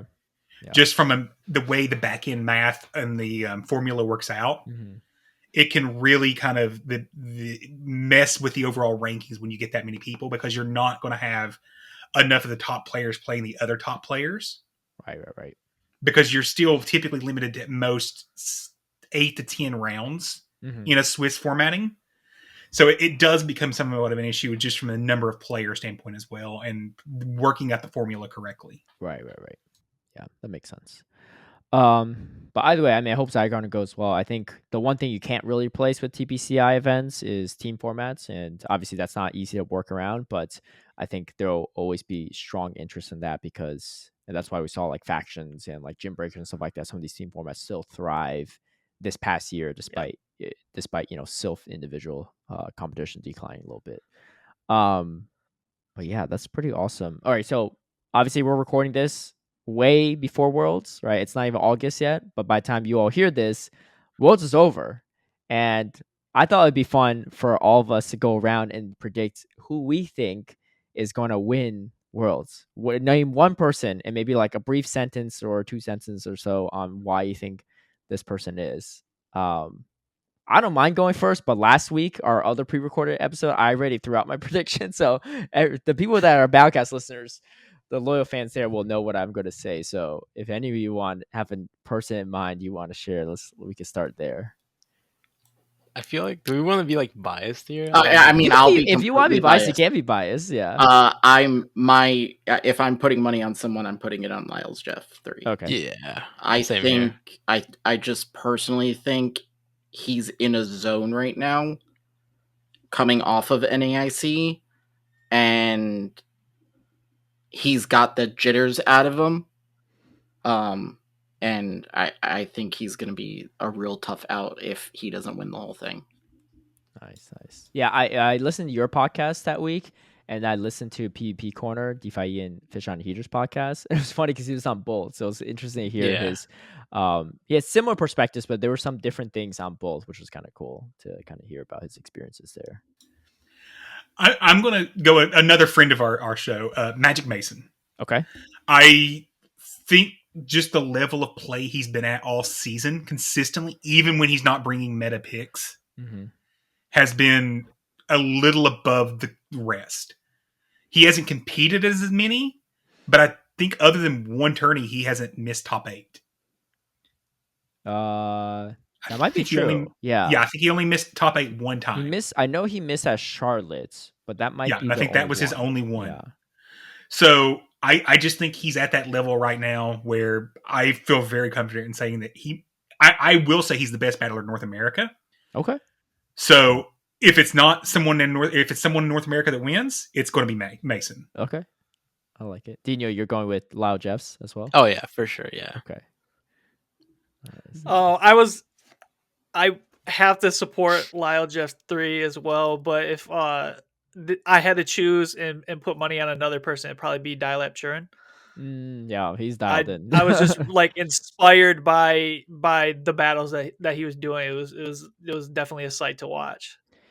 Yeah, he's been killing it lately in Sylph as well. I mean, he won the North America Sylph Continentals. He's like going 3-0 like consistently in Factions Worlds, which I think is absolutely hilarious because he was going 0-3 like every week when he was on Deoxys Alberta Defense in Emerald last cycle. Yeah, it was, and like I was like, dude, what? Like, how is he just like bad team building something? Because he faced against our team in the final week of last cycle when he saw on Deoxys Alberta Defense, and I scrimmed against our Great League player DFH. He's a Japanese player. He's like really good with Dialab's team. I was like, dude, I think Dialab just like trolling with his team build. Like, I can't take a single game off my teammate. That's right. And of course, he got 3-0'd again. So we were all just like, man, this guy's just washed. Like, he was memeing himself, saying he was washed and stuff online. And then I don't know what happened when he went to Elite TMs at Worlds. Like, and the competition at Worlds is even stronger than North America Emerald Cycle, and it's been killing it there. So yeah, that's a pretty good prediction. So it looks like we're all going. Well, so far everyone's going NA. My personal prediction is also NA, but I personally speaking, I like to think that it's not biased, but it probably is because most of the battles I commentate are from NA. So I really have like a microscope on a lot of these plays. I'm actually gonna go with Kimmy Sui, which was he was a Fort Wayne winner, and he got second place in Milwaukee to Bulk, which was also pretty close when he reset the bracket. And Bulk was really the only one that beat him, but he was in that like bracket death with Bulk. Like both of them came out that same bracket, and in that bracket it was like Rise Occasion, Enhoff, like King Barge, Battle Bill, like Leo Geo. Like it was that whole bracket was stupid stacked, and like I was just like, dude, the winners probably come out of this bracket. turns out top 2 were from that bracket. So, he was in that kind of bracket at Fort Wayne as well. The bracket Kimi was in Fort Wayne was also stacked. Oh, it probably was. Yeah. Yeah. Yeah. I think he went through that one pretty crazy too. Yeah, that's the thing with these brackets. It's kind of sometimes it's kind of hit or miss too. I sometimes come out those brackets, but I usually have like a easier path on those, so I can't complain as much. But some of those brackets are like really rough. So I got a question. I've asked the guys on our show a while back. So we all know North America's meta really well. And we know European a little bit. We know a little Oceania meta. Yeah. What do you think is going to actually shake out meta-wise when you look at all these different regions coming together? Is it going to be something completely different that takes the top, or is it going to kind of solidify on that common meta we're used to seeing? The Meta Chan, Lantern, Knockdown meta. Yeah, I feel like NA's always been like the safe, like going to play with meta. Or the other counter argument to that is the meta teams are the ones that have success, right? There might be people bring spice, but arguably you could say the better players in NA are choosing not to bring spice, and maybe that's why they're winning with meta. Whereas some of the not as great players are bringing the spice picks. EU has definitely have some interesting spice. I feel like LATAM actually has decent spice too. I mean, LATAM was the same tournament someone won with a chestnut, right? Like it's kind of wild. And like even LEIC, like JW Naldo won with the Toxpex, which like Toxpex, like even before like Noctowl got buffed, like it was still like kind of questionably hard to use, right? Especially when you have Glinter Stunfisk everywhere, and even without Lantern, Glinter Stunfisk and Registeel were hard to play around. That being said, I feel like Oceania is like kind of interesting. Like it's kind of too small of a sample size in my opinion, like Australia, New Zealand and stuff. But the other regions could be like a really mixed bag, like all the different Asian countries, especially Japan, right? My personal theory is that I feel like some of these spice teams are not going to work as well at the world stage when you go against some of the meta, but because their regions have more spice, it's able to kind of shine because you're going spice for spice. However, I think I'm going to be proven wrong on that theory because last year when I saw Lurgan Rocket's team, he brought like the same team he brought to Liverpool as he brought to Worlds, right? And he like only played at Liverpool. He won the whole thing. So we're like, dude, this is really going to work. I think he got like 4th place overall with a Cresselia Diggersby team. Like just thinking back on that, even in last year's meta, that's just crazy, right, to me. And he was like, he beat like Marto, he beat Axon. Like I'm like, what is going? Like his core was just like, and he was like the only one that even brought that, right? I mean, it was just wild. So I don't know. I think I think personally speaking, the spiciest teams that will have success will probably be from some Japanese players, if I were to guess. But just because they're very mechanically good and really good at the game, but a lot. And that aligns to what you see in VGC as well. Oh, is that what happens in VGC? Yeah, typically in VGC, you see a very core meta here in North America. Mm-hmm. And then most of the time, a lot of the winners for VGC has come out of the APAC region. Really? Because number one, their stuff's not televised like ours. They're all their tourneys aren't streamed, so people don't know what to expect from those players. Yeah. And then they bring really weird teams that you're not prepared for. Yeah. But they work really well together. So I'm really excited to see what we get at Worlds as far as the top 12 breakdown. Yeah. I like it. Well, all of us picked NA players, so I think we might all eat our words soon. But we'll see. Well, actually, everyone listening already knows if we did or not. Actually, quick question for VGC: Do you know if Ray Rizzo ended up qualifying for Worlds this year? Because I knew it was like a whole like fiasco in Japan. I think they kept it yanked from them. Oh, so they took it back. A manipulated game file was found. Gotcha. Which.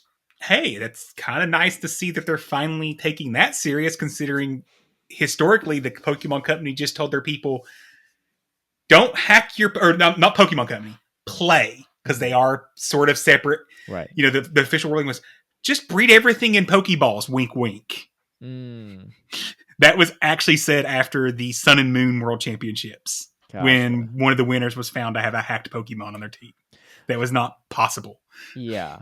Oh yeah, right. Especially it's like not even like I think they had a starter and a Great Ball, which was not something you could do at the time. Oh, gotcha. Yeah, and the official ruling was, well, just breed everything in Pokeballs. Yeah. I'm like, Interesting. nice. Yeah. That's a way to say something without saying something. Right. I feel like if they because the biggest benefit is breeding for a specific IV spread, and bottle caps kind of alleviates those that are looking for perfect. But if you want like a lower stat Mhm. line, like you're trying to use trick room, wherever you want like 0 attack or 0 speed or something like that. 0 speed. Yeah, like they just need to introduce like a rusty bottle cap or something, right? Like to like drop it down or something. Even back in the Sun and Moon era, it was more than that. You also had the EV training portion that could take Oh, yeah. hours on end. Mm-hmm. You then had to get egg moves, which had to be bred at the correct time. Oh my god. There's no this where you could just move an egg move from one Pokemon to Right. another immediately. Didn't happen back then. Okay. So literally, I built a competitive team Mhm. back in, I think it was Black. I had one in Black and White and one in Sun and Moon era. I spent hundreds of hours Oh my god. putting it together. Yeah. Just to find out it was complete and utterly useless Oh, because I didn't understand the meta well enough. So Yeah.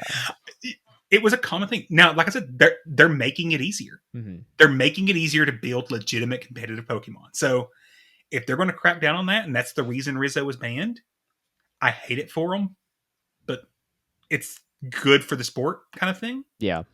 Just like when we had issues in Go where we've had, not on purpose, but using the wrong Pokemon build. Uh-huh. Yep. Hey, you take your loss and you move on. Right. So I'm okay with it. I hate it for them, but I'm okay with it. Yeah, it's also interesting to see that like the well, I guess it's like the Pokemon Company probably working with like Game Freak or whatever to make these things more accessible and easier to get. My only hope is that the Pokemon Company, I'm sure from their end they're trying to do this, but Niantic is also malleable and flexible enough to take their recommendations, right? They're working with the game developers to push the issue to make it more accessible. But You don't want another Boom Burst season? dude, that was the worst part. Wasn't even like we had 3 months of Boom Burst. The worst part was we had 6 months of the same meta, and it felt like an eternity. It didn't even feel like 6 months. It felt like way longer than that. But And now we're getting counter Poliwrath 3 weeks before Worlds. yeah, which I don't personally think is going to be that good for Great League at least, but I'd be down to see it. I did some math. If you look at the top 12 usage from NAIC, it's 9 and 3. Interesting. Yeah, because it beats It Charizard, loses. right? Charizard was a problem. Metacham and Charm Ninetales. Right. It handled the rest of them, including Noctowl. Wait, it loses the Charizard too? Or maybe Yeah, it only beats just. it in Ultra League. Oh, okay. Yeah, it beats it in Ultra League, Yeah. but it loses in Great League. Oh, okay. So, but even if it's not Get something into, that we like, see at Swampert, Worlds, yeah. Mhm. yeah, if we don't see it, it's still a shift that could be there. You have to plan for it now. Yeah. Versus 6 months of the most stale meta we've had in a while. Well, my hope is also after Worlds. It's going to be closing out September, the new GBL season. Hopefully, we have another big update too. Besides the fact that Carbing is going to be allowed, like that in itself. Oh man, Do the Galarian birds get allowed? Do you think? Honestly, like I don't think that's the worst idea, especially because everyone has a Master Ball now that they could guarantee the catch on something. Like the Galarian birds aren't really. I don't know, I say they're not that good, but I definitely lost a couple like random like Galarian Articuno in Great League, and I'm just like, I feel embarrassed to even share this, but it has happened. So, I think at a certain point the Galarian birds should be eligible. But yeah, I mean, arguably speaking, a Galarian bird is easier to acquire than a fully powered up Metachamp if you're a newer player, right? So Yeah, and Carbink will be fairly accessible, just expensive at GoFest because it's tier 2 raids. Expensive, yeah, but probably worth it. I don't know. Probably. And don't ever feel embarrassed about losing to a Galarian bird, because there's somebody here who lost to a Starmie. Wait, what CP I does don't that know even what power you're up talking to? In Ultra League, I believe. No, it was Masters. It was No, Master it was League. Master League. Master League. It was it Master League. Yonkers like making a video or something? I don't even No, know. it was Home Slice. Oh my god. Actually, to be fair, I almost also home slice Henry running a Bastion in Ultra League, and he led it into my Jellicents. Yeah. It was I'm going to make Caleb kick me off the show real fast now. Carping. Carpink's just a better Bastiodon. You say that, but I was actually coaching. I was coaching one of my patrons. Just so And quick. no. I know what you're saying, right? Me personally, I probably will drop the Bastion to run Carbink in future tournaments for foreseeable future, especially with freaking Zygarde coming out. My gosh, like Bastion has nowhere to go these days. But you say that, but almost every team I was coaching my patron in the other day, he was running Carbink in Great League. Almost every team he lost to was a Bastion because the Bastion just like outbulks the Walls it, Carbink, right? yeah. Just walls it. I mean, yeah, the Regiseals too, but Regiseal like he had some play, but the Bastion was the biggest problem for him because I think I forgot. I think it was running like I don't even remember. It was like a Sableye Regiseal Carbink team or something. I don't know. It was something like that. But yeah. Yeah, but Bastion does win the head-to-head, but Bastion, I mean, from my own personal experience, it's very hard to bring in Show 6. So, yeah. But, yeah, we'll see. We'll see how that goes.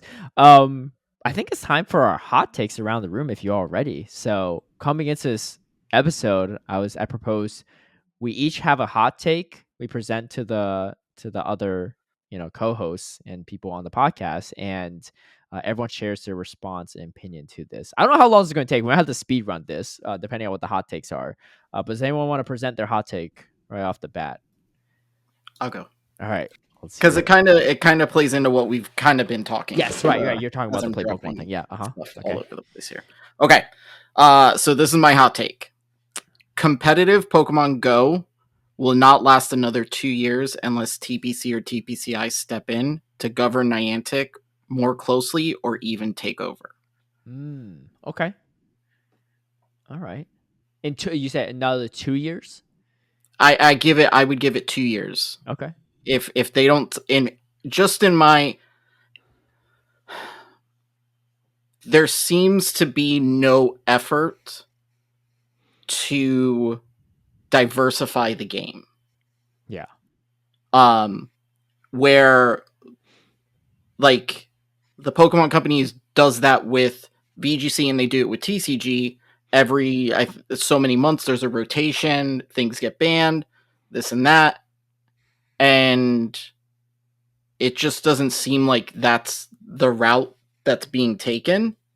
Mm-hmm. And I don't know if that's because there's not enough viable Pokemon outside of that or what's going on.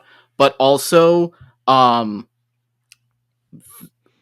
point, because I had bounced this back with them, was if the game is playing bad and Niantic continues to alienate their player base like they've been doing over the past couple of months, you're going to have nobody to compete. Eventually, people are just going to stop playing the game. Right. Okay. Or at least the PvP side of things. Yeah. I mean, competitive catching. Yeah. Sure. Whoever has the best catch rate on these Galarian birds. My personal response to that is twofold. I think for the most part, I would probably agree with you on that. I think the big thing is I don't think TPCI will ever take over the game, right? I don't know if they have the even ability to, because I don't think Niantic's the kind of company that will sell their product to TPCI for that. But I, for the most part, agree with you. And my guess is with the hiring of like Daniel Zanieri and like Mel and stuff, and maybe future other people from the Go community, there's more potential pressure, like proper pressure and informed pressure on Niantic to change some stuff. So we'll see. I mean, for me personally, it's not even just the move updates; it's the accessibility is the hardest, like the biggest barrier, in my opinion, for Pokemon Go competitive. Yeah. Right? I mean, it's a huge gap compared to TCG and VGC now. Mm-hmm. Like TCG, I mean, for $30, no, I think right now you can get a Gardevoir deck for like $80 on TCG Player, and as long as you learn how to play it, you can be semi-competitive. Yeah. I mean, you're not going to be top tier, but you'll be able to get a couple wins out of it. Mm-hmm. Like, It's that's the joke because I started playing TCG and I've been doing pretty well in my local. And my wife told me the other day, she's like, "Man, you're better at that than you are at Go." Yeah. But it's just it's definitely harder and a lot more intricate than people think. But also like it's I see it kind of going in the way that like Pokken tournament went. Mm. Like everyone was real hype on it when it first started, but because the lack of updates, the lack of new characters, it was just the same thing over and over and over and over and over again. Yeah. And eventually people just stopped playing. I like that. Other responses to the hot take, or maybe their own hot takes, if you I- agree? I agree. So Yeah, that's the least hot take I've heard in a while. I like it. I can give my hot take. Yeah, let's hear it. Abandoning a match should triple your elo loss for it. Like top lefting? No, with Or the like force quit app. Force quit. When you literally Oh. force someone to sit there and watch their screen span for 10 minutes, should be a triple elo loss. I always love it when they do that to Wildcat because you just get so Dude. mad. Yeah. I don't have 40 seconds of my life to wait for this now. Yeah. Dude, I love that. Dude, that is super frustrating. I personally have never done that, and I just can't. It's also like so much more time consuming than just top lefting, right? You have to reboot the app. So my counterpoint there is, what if your app crashes, like in a game, right? Like your app crashes and you just can't get back into it. And so that's a double like feel bad moment because you lost a game that you maybe could have won, and then also you lose triple the elo for it, right, on the game glitch. But this game never crashes. Come on, it's a perfectly coded game. Oh yeah, never. I'm just glad he didn't say, well, they can code in the log to tell you if it's a crash or a force close. And I'm like, Oh, yeah, God. that's not gonna happen. Yeah, that's not gonna happen at all. Yeah, I love it. Other hot takes? Yeah. I have one that's actually it's funny because we always mess with this member in our Discord about running this all the time. But in all reality, I was gonna say that this was actually brought up, and we were coaching somebody, and I don't know how this was brought up. I think Lyle was there too. And then basically we said that using grass hole takes skill to run. Oh, wait, who said this? No, I think I was Matthew. Who was it that mentioned it, or did we just like bring This it was up? the general conversation. It was just that a we general were having. conversation, yeah. And then we just said that because I know a bunch of people say that it's like mindless to run this like grass hole, Yeah. and some other people say that you actually do have to get some skill in it to get like higher elo, right? So that's why I was like, I think you can, because this guy in particular, he did run grass hole to legend, and then other people are like, oh dude, I can get past to like 2800s, you know. So I kind of think that you do to a certain extent, but yes, I know the whole tap thing, but that's my hot take. Yeah, I personally think like people just sit on the extremes of that argument on both ends, so both have like valid reasons. Like obviously like it's not completely mindless, right? Otherwise everyone hit legend with it. But Exactly. in my opinion, it still takes way less skill, right? You can only do so much when your moves are that slow, right? And it's all Right. fast through pressure base, right? Whereas, yeah, I that's you like that's like the little hope they hold on to, the people making those arguments, like, well, like it doesn't take no skill. I'm like, well, no one said it takes. Well, some people are saying no skill, but I think it's a hyperbole. It's just it takes some skill. It takes less skill, in my opinion, and it's unfortunately Oh, for something sure. you can't actually run in a play It's like- Pokemon Show 6 tournament successfully. The only person that Yeah. actually does that consistently is Meteor Falian, who has made top cut a decent amount of times, but he's also not made top cut a lot of times. He's the guy that runs Didn't Bastion Shadow Onion- Pick every regional. Didn't Onion Frank run, I believe, like a meme team like back in the day? Like he did have like Shadow Victory, but I believe, right? Oh, Onion some Frank point. used to be super degen. I mean, he was running double charm in like Master League too, but he ran Shadow, Alolan Ninetales with a Bastiodon and a Medi, I think. And he would just like two shield through everything to win alignment with the charm A9. Jeez. yeah, I don't know what he did with against the Nidoqueen. I think a Nidoqueen he still like whittled down enough, finished off with a Medicham, and then like Bastion just usually wrecks whatever's in the back because of the coverage that it usually Yeah, that has. makes But sense. but the thing is, like, a lot of these people can't put their money where their mouth is. They'll never run it in tournaments. Like, Unifract doesn't run Bastion ever in tournaments. Like, he runs like some basic team. I think he ran Shadow Vic a few times early on the season and just like stopped doing it. He was running with GFIS, which, like, in my opinion, I was just like, dude, don't like go half degen. Like, just fully commit if you're going to go degen. Like, why are you running a Shadow Vic with the GFIS? Like, you're just like you're like even weaker to knocked out. Like, like just full commit. Yeah. Interesting. Hot Pocket is actually someone that went full committed to the degen at Hartford.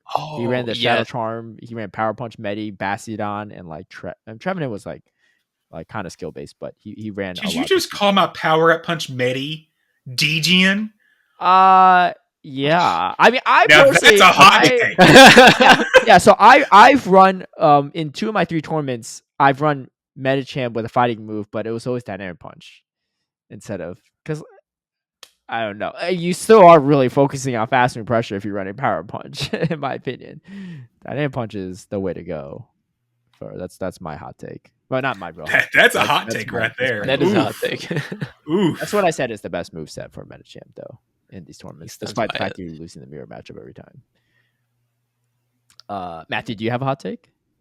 I was gonna like crack a joke about the hot chip, but I'm not that's what I was gonna say. Feeling well at the moment. I'm like, I was like, how are you doing? Yeah. My hot take is don't eat a hot chip for like any sort of clout. It is not worth it.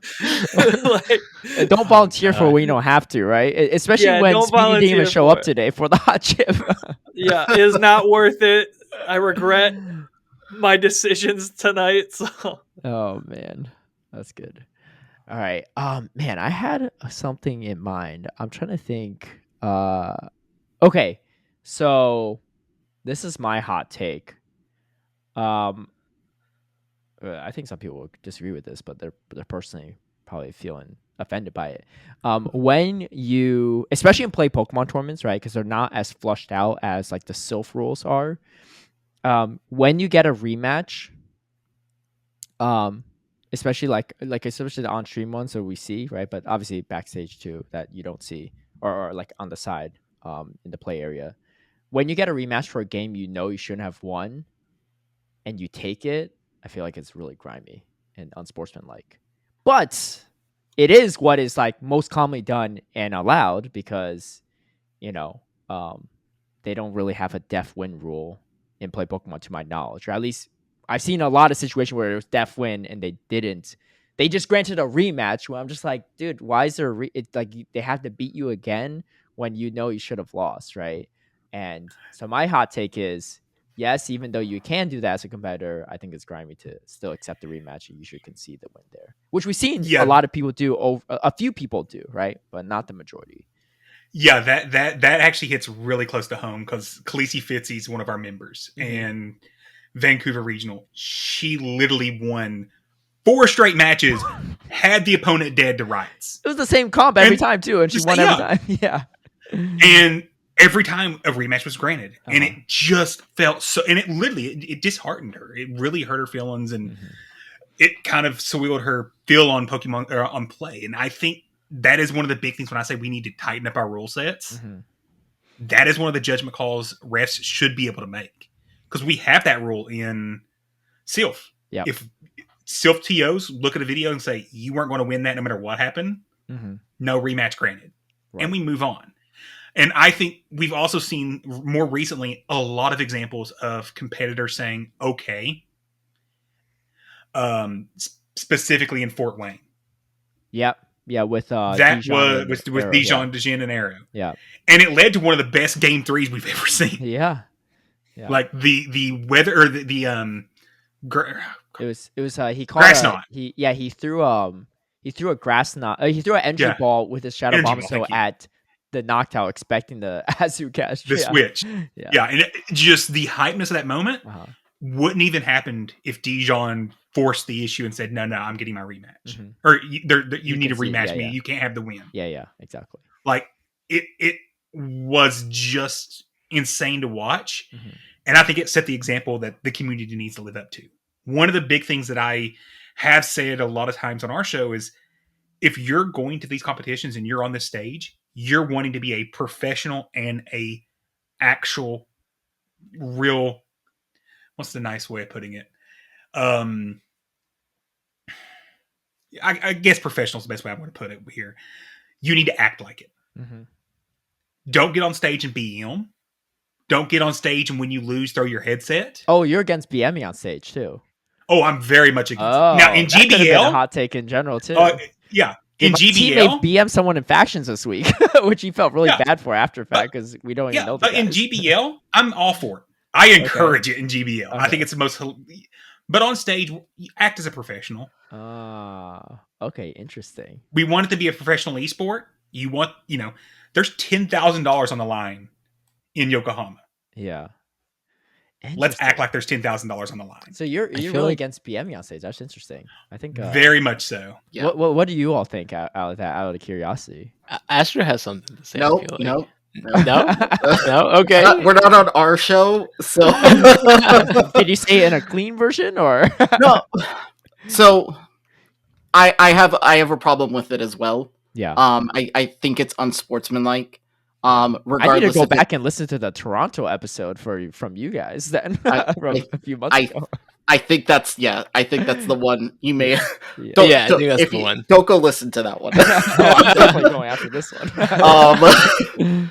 But yeah, like as somebody who, like, out of the group, like, I'm the lesser of the battlers. Like, if in the beginner to winner like name, I'm still the beginner compared to Dino and Wildcat. Mhm. So as someone in that caliber, like playing against someone that you already know you're undermatched. Like you already know you stand below them as far as skill, and then for them to do something like throw an earthquake on a knockdown, like, wait. to me, Yeah. Okay. to me, He's to like, me, "Wait." that's bad sportsmanship. Not only that, it makes it harder on the casters because you guys you're having to try to explain what's happening, and then you're like, Oh, Like, I how do you- personally how- don't mind. I personally like. Yeah.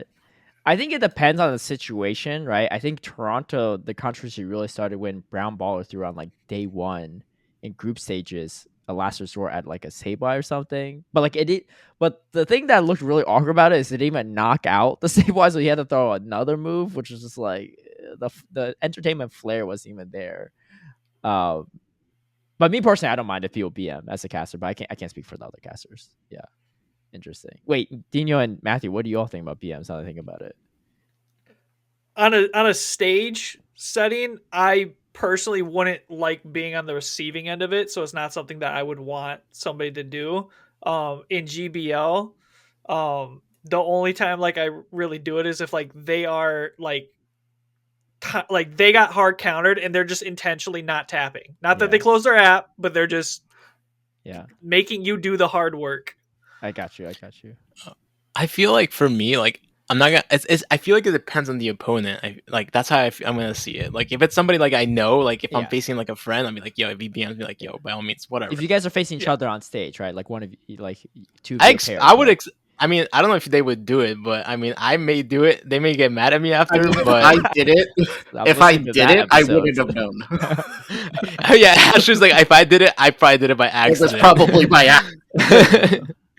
But I mean, I feel like it just depends on the person. Like if we're joking, like if the other person like has good vibes and he just does it, like that's cool. Like I would probably get a laugh out of it. But like if like I can see them like kind of like making fun, like that's I guess like you can take offense to it. Yeah. That's a little bit different. But to me, like it just depends how they did it and stuff like that. I'm like still like 50-50 on it. Yeah, Okay, I got a question for you all then too, because this is turning into a real hot take here. But because you mentioned an earthquake on a Noctowl, which actually no, it wasn't specifically this Since situation. 2022. But it was so if you all were watching the Charlotte regional, it was in top 8, and it was my teammate Auburn against Eat Strawberries. It was game 2. He already won the first game, and he had like a Noctowl against a Trevenant, the knockout was like about to take it out with a sky attack, but East Strawberry still had a shield left. So, or I think Auburn still had a shield left too. So he decided to shield the sky attack and keep throwing C bombs, even though like there's no way Noctowl loses, especially shield up. So Auburn lets the Noctowl faint out, and then comes in with a Swampert, still shield up, and throws an Earthquake at the Trevenant, low health Trevenant. Doesn't swipe a bubble and is handing the team sheet back across the table before the Earthquake animation is over. Well, I don't know if you all saw that, but what were your thoughts on that specific situation? I didn't like it, but I also understood it because of what led up to that moment. Okay. The fact that it was purposely making time take longer. The way I looked at that, I honestly kind of think he was looking for a lag to happen so we could have a rematch. Back to what we were talking earlier. Okay. Because the only reason you stay in that battle longer is hoping something goes wrong. Yeah. Trevenant into a Noctowl with a shield up, like there's no way you win that, right? Yeah. So I don't like it, but I have an understanding of why. But at the same time, I still go back to, it's a professional game. Let's act like professionals. So, my thing is it's being casted, like it's streaming live on Twitch. Yeah. Okay. You Caleb, you know a lot of these people, so you know who's friends with who. Yeah. The casual person who's turning this on may not know that those people drove together. Or, whatever the situation is, and it was like a friendly, like, ha ha ha, we're battling on stream type thing. Right. So you got to look at it from that perspective. And I tend to look at it from like a business side when it comes to like that kind of stuff. Is these people are representing my brand, regardless of who they are. The minute they step on the stage and have a Play Pokemon shirt on, they're representing. Like, it's part of the book. Like, if you read the tournament book, like the officials book, there's a list everyone has to follow by certain rules. Right. It's integrity, this, like, it's a bunch of things. So, and that's from spectator. They make it clear, from spectator to judge. Everyone is responsible to govern that.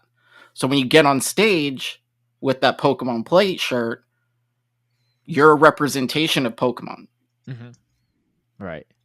So I think in that situation, be as professional as possible. I mean, if you can't be professional, then I guess that's just you. But I mean, there has to be some type of professionalism when it comes to representing a game that you're playing, and a company that you support. Right. Okay, that's interesting. So context too for Wildcat Dad, because I think you pretty much nailed it. So I talked to Auburn about it after. I was like, what was that about? And if you watch that footage back, you kind of read their lips. So when the Noctowl was like in the Trevenant, like East Strawberries was already like good games, and then Auburn responds like, yeah, good games, and then he shields, right? And so Auburn, you could literally see him like roll, like frown like furrow his brow a little bit, like, wait, what? I was like it's over. Like, what are you doing this? So you can see him like just like purposely choose not to shield Noctowl just to throw the Earthquake. He's like, well, if you're gonna waste the time, I'm gonna BM you, right? And so that was his thought process there, which I'm sure a lot of us may feel similarly in a GBL match, right? Which is, anyway, I'm not saying he's right or wrong for it. I'm just saying that was the context. Which, so my personal opinion, obviously, again, there's no right or wrong answer to it. I do think I do think, yeah, professionalism. I think sportsmanship in general is like very important, right, on stage. And obviously that I think professionalism is sometimes tied into that. I think for BMers, part of it's like, especially at your home, you're trying like do it for fun and stuff like that. Especially if you're a streamer, right? I think like it's synonymous with a lot of streamers BMing, right? It's like to entertain their stream. And so especially on stage, I personally view it as potential entertainment value. But again, obviously that's subjective, right? It depends on the opponent. Obviously, some people viewing it might not find it entertaining, but it also depends on maybe like the flair you do it with, which is why I think like the Brown Baller BM, like I think he played great that whole tournament, but like in my opinion, that was a little bit cringe because like you throw a last resort that you like undercharge or charge all the way, don't knock out, you still throw another. It's just like weird, right? I'm just like, that's not that cool, right? Yeah, you already hard beat someone, like why like rub salt in the wound? I think last season at Worlds, I know for a fact actually, Marto BM'd do a sludge bomb at a Diggersby, right? And And he even looked at the camera like, and it's Marto, right? So everyone knows he's going BM, right? A fun fact, actually, Touch Bomb actually does more damage to Digger Speed than a Mud Bomb, just super ineffective. But he threw it to BM because it's kind of his signature thing. But it had good flair, and everyone in the crowds knew and like cheered, right, when it happened. Obviously, he didn't know the competitor and stuff like that. But so I think there's always a chance for some potential disrespect the opponent feels. Me personally, I personally don't BM unless it is a friend in a situation like that, or like I know they could take it well for whatever reason, or it's like, the last match I'm using Bastion to win it all, or like I'm losing really hard. Like I BM'd 0 Elite 0 at Fresno. I threw a sludge bomb at his little insane slash. I'm just like, dude, this is over, man. I'm just like, I'm not even gonna like, I'm not trying to prolong the match. Like, I'm just like, I recognize like how bad this is, right? So I'll BM there, and like, he even smirked a little bit because he's like, okay, like no big deal. But that's my personal take on it, Yeah. I also love when you, especially if it's like game 1 and you BM. And then you end up losing game 2 and 3. Oh, yep. That karma comes back real quick. And, exactly. And again, I already know what episode I'm listening on BTW right after this recording. So yeah, that stuff like that. That's one of the reasons. Like, just conduct yourself professionally and like a good sport, and you reap what you sow. Yeah. And unfortunately, we've seen a lot of times in this tourney, those early BMs, those guys don't end up winning that round. Actually, yeah, the early BMs, I wouldn't do it unless it's like a final game and like it's important, like a day one like bracket run. Like I just like it's just way too early to celebrate, right? Like maybe game 5 on the final set of a grand finals, maybe. But like I remember specifically too, I faced against Gucci Gang in San Diego. And I had like a notorious matchup where I had my Bastion locked in on his alone Ninetales and had a low health Medi in the back. And I just like, I'm friends with Gucci, like outside of the game, like not outside, like in person as well. Like he's one of my locals and like I know him for years. But like I could see like the despair on his face and how like sad he was in that situation. I was just like, I'm not going to throw the Stone Edge at his Metacham here just because even though we're friends, like it's just like not the right moment, right? So I just went for the full on flamethrower. But I think again, that's something for each player to kind of feel out themselves, right? In that situation. Yeah, I don't think there's a particular right or wrong answer. I think for the most part though, a little behind the scenes, I don't think the Pokemon company cares. So at least, but maybe certain individuals might. But that's just my own insights on that. Interesting. That was a great like side hot take though. That wasn't even the original hot take, but when that came up, I was like, I got like a little light bulb. I was like, wait. I was like, let's explore this a little bit. Yeah. just for your listeners who may be like trying to like, let me go back and try and find this episode. Yeah. What's the name? There's also a string, I think, from that episode, like a couple of them, where there's a few things that I just like kind of go off on. Okay, dude, I can't wait. I'm ready. I'm about to. I had to meet up with some friends after this, and it's a kind of a longer drive, so I'm throwing it on. I think one of them was retiring, then coming back, and then retiring, and then coming back. Okay. Yeah. All right. So. Oh man, I'm excited. I'm excited about this. But yeah, that pretty much wraps up our hot take segment. That was really interesting here. I think we're coming to the close of this episode, but for those listening to this right when it drops or the week of, we're only a couple days away from New York Go Fest. And we have a tournament in the works, which me personally, I have not really been putting too much work in organizing it, but you all have done a great job at it. So do you have any info? Obviously, we're weeks away from the tournament, but any info that people can generally know leading into this tournament? I'm sure, like leading up to it, there's going to be maybe a flyer or some announcements in various places and Twitter and stuff like that. So people might already know, but for those that are hearing this for the first time, what's it going to be about, etc. Yeah, so we're going to do just kind of a mega tourney for Go Fest. You know, we talking to Caleb, and we were struggling to find venues.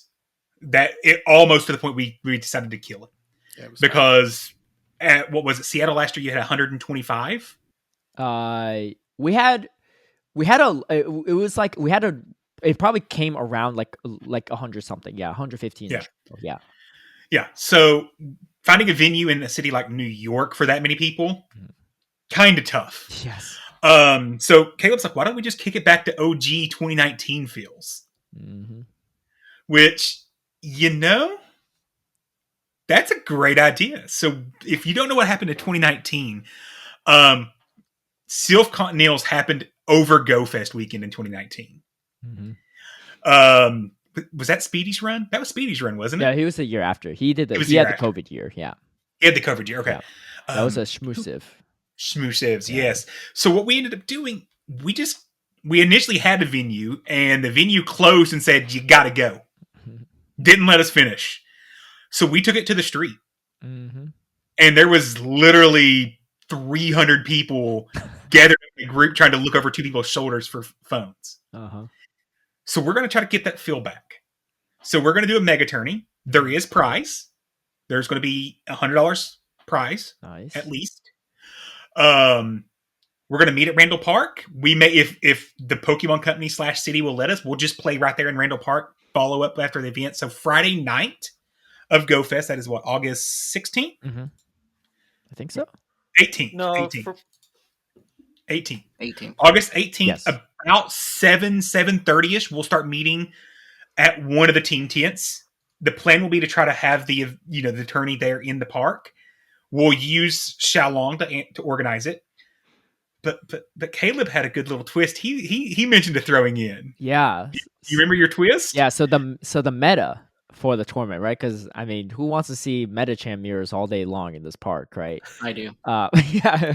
Well, surely. I think also when we came up with this, Carbink wasn't out yet, so I think we probably should just ban Carbink just out of accessibility reasons. But and then just the standard bans, maybe the Galarian Birds, but. The meta, and I actually got this idea from when we were at EUIC. We did an exhibition match, which I did BM Speedy on that one too. But I undershot the flamethrower on his DD with my Bastion. But the meta was the top 12 used Pokemon, top 12 usage chart that we always have for all of these regionals. Those top 12 Pokemon are banned from usage in the tournament, which just completely shifts the meta, in my opinion. And the meta for this one, I'm sure if we announced it ahead of time, people already know at this point. It's going to be the top 12 Pokemon used at Yokohama Worlds, Japan. Those top 12 Pokemon are banned. So at the time of this recording, because we're recording weeks earlier, we don't even know what the meta is because we don't know what the top 12 Pokemon will be. Right? We can make some guesses, right? But we don't know exactly, especially on the lower, 9th to 12th places. But those top 12 Pokemon will be banned, which means that a whole other host of Pokemon will be viable for this tournament. So it's also nice because people won't stress about over prepping. You can only prep so much if you have literally 1 week, right? Before you know the meta. But hopefully it'll be a fun time and it'll make for some good content. Are we allowed to participate or are we TOs? What's the I'm fine if the TOs want to participate. We've got a couple folks that have already agreed to help us out, with rulings and things. House Stark. Okay, nice. It's going to help out. Yeah. Cool. The group of us, we're trying to get as many people, hyped about it. We want to get that kind of that classic in-person feel. Yeah. It's New York City. It's going to be a fun time. There's other events happening all weekend as well. So come out, have a good time. Have a chance at winning a prize. It's $100. It ain't groundbreaking, y'all. Yeah. It ain't about the money, but we gotta have a little spice out there. Yeah. The care of the chase. Okay. Well, if I'm able to participate or have the time to, I might throw myself together at Bastion team before Carping takes over. So, hey, Bastion's great when the top 12 is banned. No Swampert, no Galarian Stunfisk, no Registeel, no Metachan. Dude, that's the guys with the Axis Defense, and it's not too bad.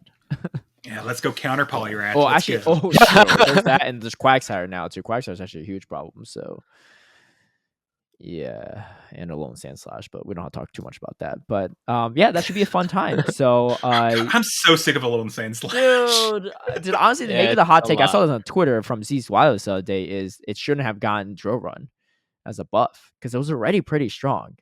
I think the Drill Run to Bulldoze difference was just way too much. Maybe a move slightly better than Bulldoze, but not as good as Drill Run. I don't know. It's double weak to fighting, but I feel like a lot of times that fighting that Medichamp's not on the lone Sandslash. Take Drill Run away and give it Earthquake. Oh, it has a chance to knock things out, but it takes a long time to get there. That is something, or maybe Earth Power. I actually don't know Earth Power. Earth Power might be better than Could be. Drill Run. No. I actually don't know. I think it's like in between. Yeah. I It's don't in know. It's between, like yeah. yeah, in You between just like need more. You just need more energy on it, I think. yeah, Yeah. exactly. Yeah, Drill runs like 45 energy. Earth power's 55. Yeah. Hmm. I don't know. Well, it's gonna be pretty good into Zygarde and Carbink, so I think we're gonna see a lot of Lone Sandslash to come. But I think that does it for our episode. I mean, thank you all for the collaboration, the BTW Battle Cats crossover. Maybe hopefully not the last. Maybe next time we can truly do a hot chip showdown. I don't know if Matthew wants to do it a third time. He's like, I'm done. I'm retiring. Maybe we do this like an after- anniversary thing. after Like every year you do one hot chip Yeah. and you upgrade, right? The chip Yeah. changes, like it's gonna be green next year. It's gonna be 3 Ooh, times yeah. spicier. Ugh. We'll see. All right. Well, awesome. Well, for those that are listening to our side of things, where can people find your podcast, your content, stuff like that? Yeah. So we're on Twitter at BTW PvP Podcast. Our website is www.btwpvp.com. That pretty much will give you links to everything else. Our YouTube, our Patreon, if you want to, join the Discord. It gives a link to our shows, that kind of stuff. Again, for those of you who listen to Battle Cats, we are on the adult side of the spectrum. So if that's not something you're into, I don't want to tell you to go listen to us and then you're like, oh my gosh. But it's not like we're like Caleb said, we're not like saying the F-bomb like every 15 seconds, but I just have I don't have a filter. No, That's fine. for sure. But yeah, that the website is probably the best place to go to get literally everything that involves BTW. Nice. And BTW and stands for Caleb for begin to winner, right? Yes. Yeah. Yes. and for our listeners at BTW, Caleb, can you give yourself like a shout out as to where to follow you and Speedy at? Yeah, so for our podcast, we're on pretty much most podcasting platforms. It's the Battle Cats. I think it's the Battle Cats podcast. Dude, I should probably know for myself, but just search Battle Cats, it should come up. It's Cats with a Z, CATZ. Paying homage to our original host, Zionic, who no longer is hosting with us, but still a great person. He just couldn't find the time to do it anymore. And you can also find that on YouTube, Battle Cats with a Z. Especially if you want to see Matthew eat the hot chip on live, you'll There get you the go. video version for that too. We don't have our own Twitter and stuff, so it's usually me posting updates just at Caleb Peng on Twitter. But you can find us on the podcasting platforms, and then we do have a website. Man, again, you guys are much more prepared than I am. So our website is battlecats with a Z.podbean.com. Podbean, yeah. So that's our podcasting hosting platform. You can find the episodes there, or you could just find it on Spotify or YouTube. But that's us. So what this is episode what for you all? I guess it's going to be a few This weeks would in be, advance. I believe, if I'm doing my math right, probably episode 133. Oh, okay. Wow. Okay. Yeah. So you guys have quite a bit more than us too. So a lot of content for those listening to the Batcats that want to catch up on some content from BTW. You have a lot to catch up on if you like to. I know personally, I'm going back to the Toronto episode for sure.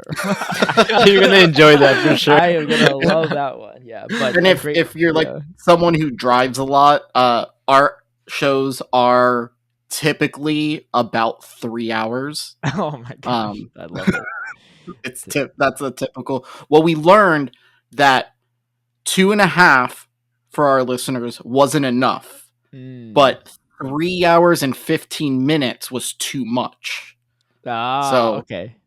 Boom. We like hit the it. 3 hours and everyone's happy. Dude, in my opinion, there can never be a too long of a podcast, right? Like everyone's listening to this while they're driving, or for me, showering or cooking or whatever, like doing stuff. And yeah, but I appreciate the long content, which is why I knew when you all come in, I'm like, we might have some tangents. I was like, I don't mind that. This was actually like yes. the least amount of tangents. yeah. I guess we kept it pretty on track. But anyway, thank you all for joining us, and thank you to all the listeners. And I know it'll be a few weeks in our current time, but for those listening, we'll see you all in a couple days at GoFest in New York if you're going to be there. and hopefully at least one of us was right about our world's winner prediction. But And I'll see you on the casting stage. yes, Right. yes, Yeah. yes. Hopefully there might be. Yes. So let me just say, all the listeners already know, right? If everything went to plan, that is the case. There, if you don't see me, then yeah, well, I'll explain why after we record this. But Okay. the listeners will know already. All right. Anyway, hope you have a good one, and we'll catch you all later. Peace. Later. Peace. See you.